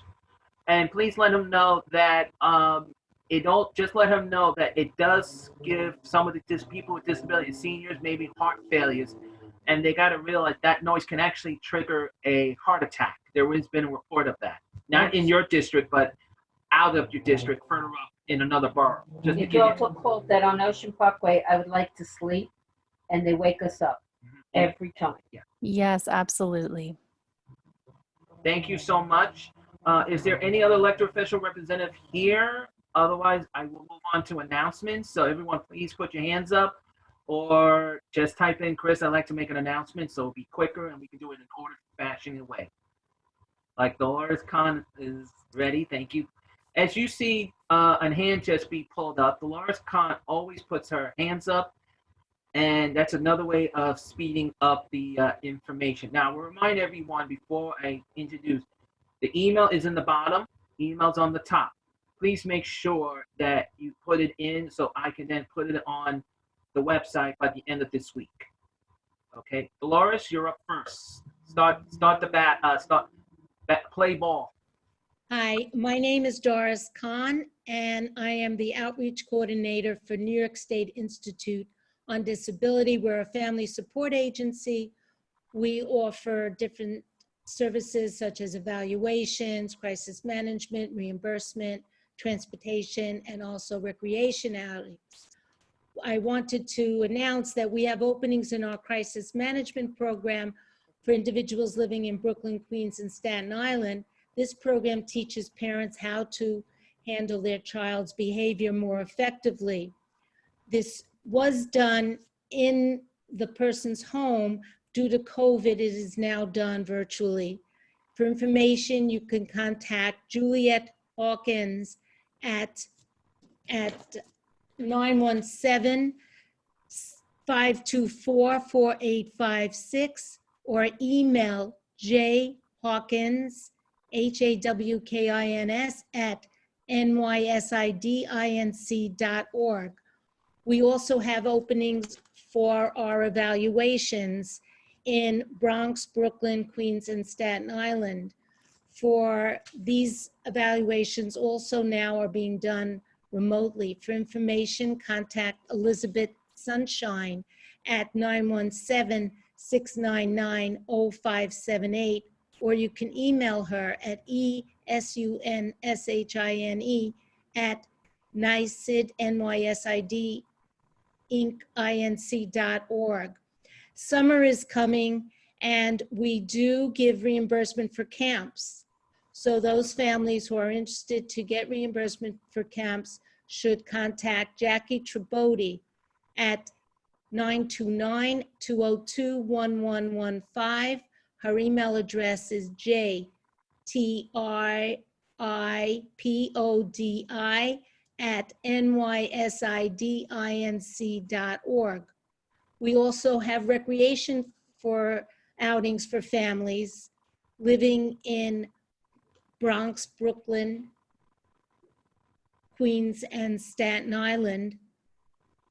Now that some places are opening, so we are able to provide tickets for these places.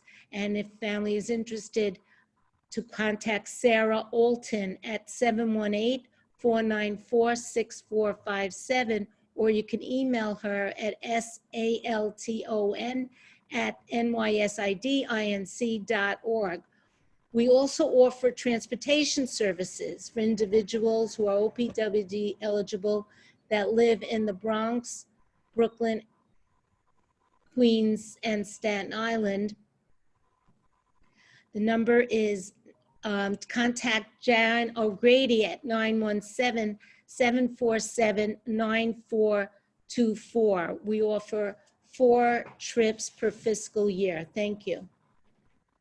Thank you, Doris. Now, Also put the information in the chat too. yes, So, and just to remind everyone before I move on, just to let everyone know, in case you want to save these announcements, please click on your chat on the bottom. You'll see 3 little dots on the right. Click on it and then save the chat. And you don't realize once the meeting is over, you're going to get all that chat information that happened in the meeting, your announcements, all those announcements, and nook and crannies. All right. Our next person who's had her hand up is from GHO. Hi. Hello. Hi, this is Daisho from GHO, Family Support Service Korean Outreach Coordinator. GHO has a contract with Care Design New York. We assist individuals and their families enrolling in CCO, Care Design New York, in New York State, especially for individuals and families whose English skills are limited. Korean, Mandarin, Cantonese, and other language services are available. So please contact 718-307-6570 or dquirk, DQUIRK, @gmail.com. I'm sorry, GHOINC.org. Thank you. You know, sometimes it's easier to take it off a little bit and just to say, because sometimes it's hard. I know the feeling. But don't move right there. Pat? Okay. Yes, hi, good morning. I get a double dose. I get a double dose. Wow. Hi, good morning, everyone. It's Pat Liu from GHO. Yes, GHO, we do have an opening, immediate opening for our adult day program. Day Ahead Without Wall and Site-Based Day Have. Thank you for the event that we had last week. It was great success. Yes, we finally got our supervisor for our Day Ahead Without Walls. The supervisor came to talk to everyone. So I'm glad they give out a lot of details, information, and also the nature of the program. So yes, we do have an opening, and we also have a job training program available. And also our family support case management service will assist family to get into the OPWDD eligibility and also provide linkage to other service and CCO enrollment. And we do have a staff, bilingual staff speaking in Chinese, Korean, and other dialect and sign language. So please call me at 718-307-6563. Thank you. Pat, before you leave, you're on the cell phone, correct? Yes. You know, you're making me look good right now with that cell phone, because that's another skill that you try. You see, the computer is down, use a cell phone and use a tablet. Let me tell you, we have people use tablets, cell phones, and let me tell you, I had to do this during Mask Force. I had to do 3 meetings. I had to do a meeting with Transit Riders Council on it, and let me tell you, they said, what are you juggling? Yeah, I'm not a clown, but at least I'm doing my dun dun dun dun. By the way, hi Pat, it's Debbie. Hi. Hi. Hi, Debbie. And I say this, Pat, but everything is okay with you guys? Everything's all right there? Yes, thank you for the greeting. I got your email. Yes, yeah, cannot wait to get together again. Yes. Oh, yes. That's true. And that's the one thing I'm going to say to you. And we both miss meeting with everybody. But Pat, I'm just going to tell you this easily. Make sure you save the day for July. That's all I'm saying to you. That's your homework. Sure. Thank you so much. Thank you. Ooh, sorry. Great. Thank you. Let me get to Ian 2. Hello, Ian 2. Are you here? I know I saw a Janet. It looked like a Janet, but Janet from Ian 2. Hi, I'm here. Good morning, everyone. Good morning. Dude, at this point. It's okay, because according to this, it looked like you had a question, so I said, let me get her on. Go ahead. I don't have a question. I just wanted Announcement? to... Yes, an announcement. have openings for psychological and psychosocial evaluations for people who are seeking OPWDD eligibility. And if you are interested or know somebody that this may benefit, please have them call Gina DePrima at 718-816-1422, extension 1200. Thank you so much. And thank you, Eden, too. It's good to know that because we know that another agency got full, but at least now we have an openings. Now we can fill up you, too. Yes, please. And that's the Send way them I our like way. it. Yes. And just to let everyone know, I did just send out, again, remind you, please make sure you email Angela Blades for any new information so we can get the Family Support Guidebook up to date on that. Now, I am going down to, let me scroll down. I saw him, hi, Henry. Let me see. I saw someone. Okay. Let me just say, hello, PHP. Nick. Okay, Nick must be sleeping now. It's okay. Viola, you've been asking me. Sorry, took me a second. Okay.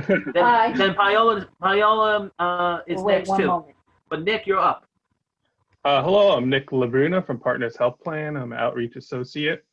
And I previously put my information in the chat, and I'd be happy to talk to anyone about enrolling people into our plan, and I could explain some of our new and innovative things, programs we've been working on to help improve health and wellness.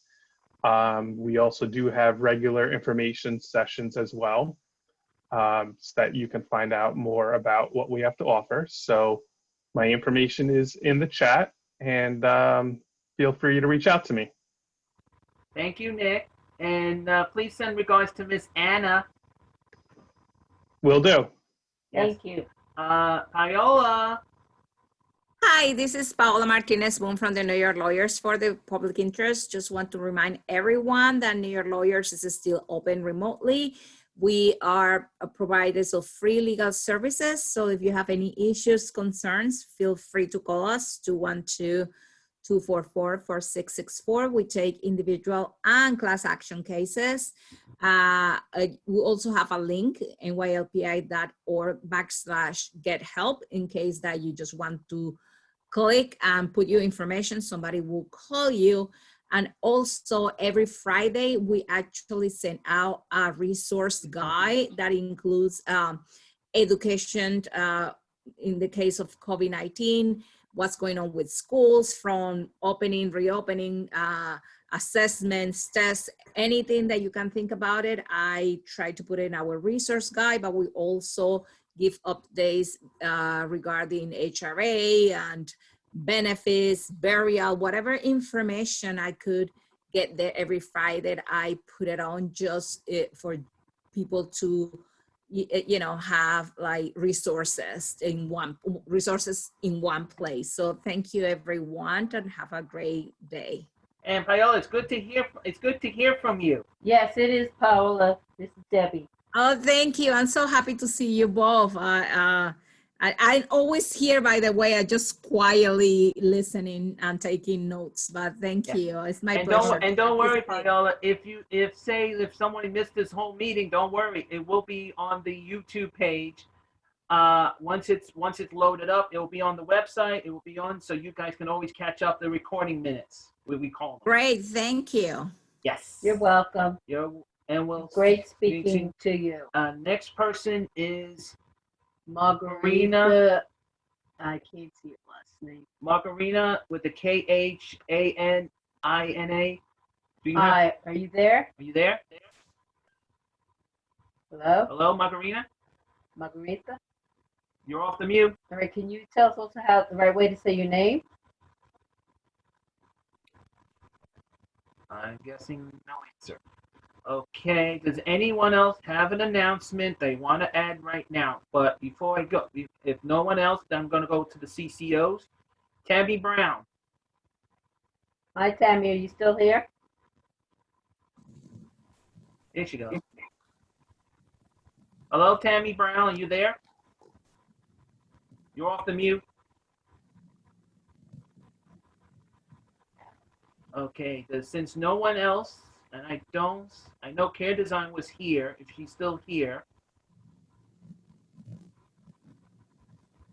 I don't. If any of the 3 CCOs are here, and just letting you know, you're putting something on the chat, I thank you. Okay, Ms.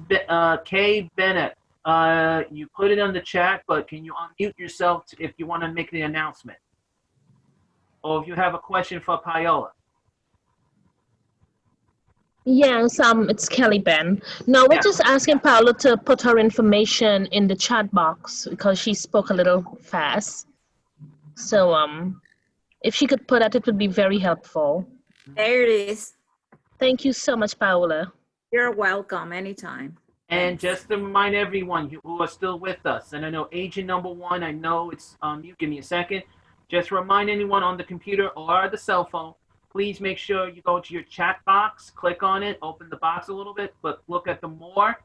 Once you see more, click on it, save chat, and your chat will be saved. It will save it once you end the meeting, and then you will get all that information that you got. Now I see Miss Brown. Okay, I'm gonna hold on because there was a person on the phone was on mute. Can you want to make your announcement? I just lost her. Okay. Another reason. Yes. Sorry for interrupting. I have difficulties unmuting. I'm sorry. It's okay. It's star 6. Go ahead. Star 6. Okay. Yes, I just had a quick question. It was just in reference to if we could be added to the email list so that we're notified when the meetings are happening. Right now, I think there's a specific point person for our agency, but we wanted to know if we had the option of just giving you guys our email as well to be added. There are 2 options that I will be saying. I will say this very clearly. One, you can send me the. Okay, let me just make sure no one else is interrupting because I want to make it very clear so I don't interrupt. Let me make this clear. You can send me the email, which is on top, and then automatically your name comes up. But you also do have another option too. You can visit our website, as I said earlier, and maybe you heard me say it. Visit our website at www.bfssac.com, and that will tell you when the next meeting dates are, the subcommittee dates, any other events, and any other events are coming up. And to remind you, also on the website does have the DDRO's emails. So if you have a question from a DDRO specialist, you need to speak to one of them. That can be anyone. You can get there. You can also email them. But our meetings are always available on our website. Or when you email us, you will see a message coming back at you that will tell you when the next meeting date is with the meeting ID number and how to get on the Ring Central. So all right, thank you, Christopher. Thank you, Deborah. Yes, You're welcome. I'm just giving you those options. And anyone from your agency is allowed to come on. Mm-hmm. Anyone. Anyone's allowed to come. We don't stop that because that's The not. more the merrier. Mm-hmm. Thank you. You're welcome. You're welcome. Is there anybody else? Does anyone else have an announcement?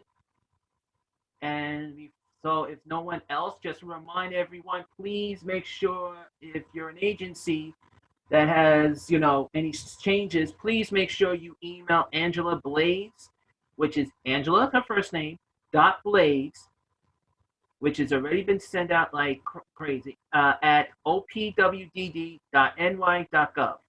And I'm going to put this back on the chat again. Please send her the information so we can finally get the Family Support Guidebook completed. So please make sure you do that. Now, before I end, does anyone else have an announcement or a question? Because before I end, I'm going to remind everyone, please make sure to visit our website at www.bfssac.com. If you have an opening as well, you want to put it on, which I have copies of the chat, which I'll still put that on. But if you have more information you want me to put on, please email me at this bottom email address, which is the bfssac@yahoo.com. I need it by no later by the end of this Friday, every Friday. So during the weekends, I can update the page. So if it's an event, if it's a training, service openings, please let us know. So I will make sure. But please, if there's an event that is coming up closer to the date, that's too short a notice to put something in. We need to make, if you want, it's better to give me something for 2 weeks or 3 weeks so I can put it up, then take down. Also, please make sure you visit our news update that does give you updates on anything from OPWDD to other things like service budgets and much more. Since no one else has any questions, just to remind everyone, our next meeting is May 26th. Please try to get on by 9:30. The meeting starts at 10 a.m. sharp, which will be 9:55, so we can start the housekeeping rules and proceed the meeting. We'll be announcing the speakers later in the month. Since no one else has any other questions or comments, I want to thank everyone who attended today for the meeting. I want to thank our speakers from the Suffolk County Farms, Chris Trieber, and the DDRO staffs, Delia Tucker and Nelia, Lucy Amazy, Henry Najibi, Angela Blades. Thank you for all being here. Enjoy this weather today. Get some fresh air. Enjoy your lunch. So all I can say is, meeting adjourned. Thank you, everyone. Bye. Thank you, everyone. Have a great day. Thank you. Bye.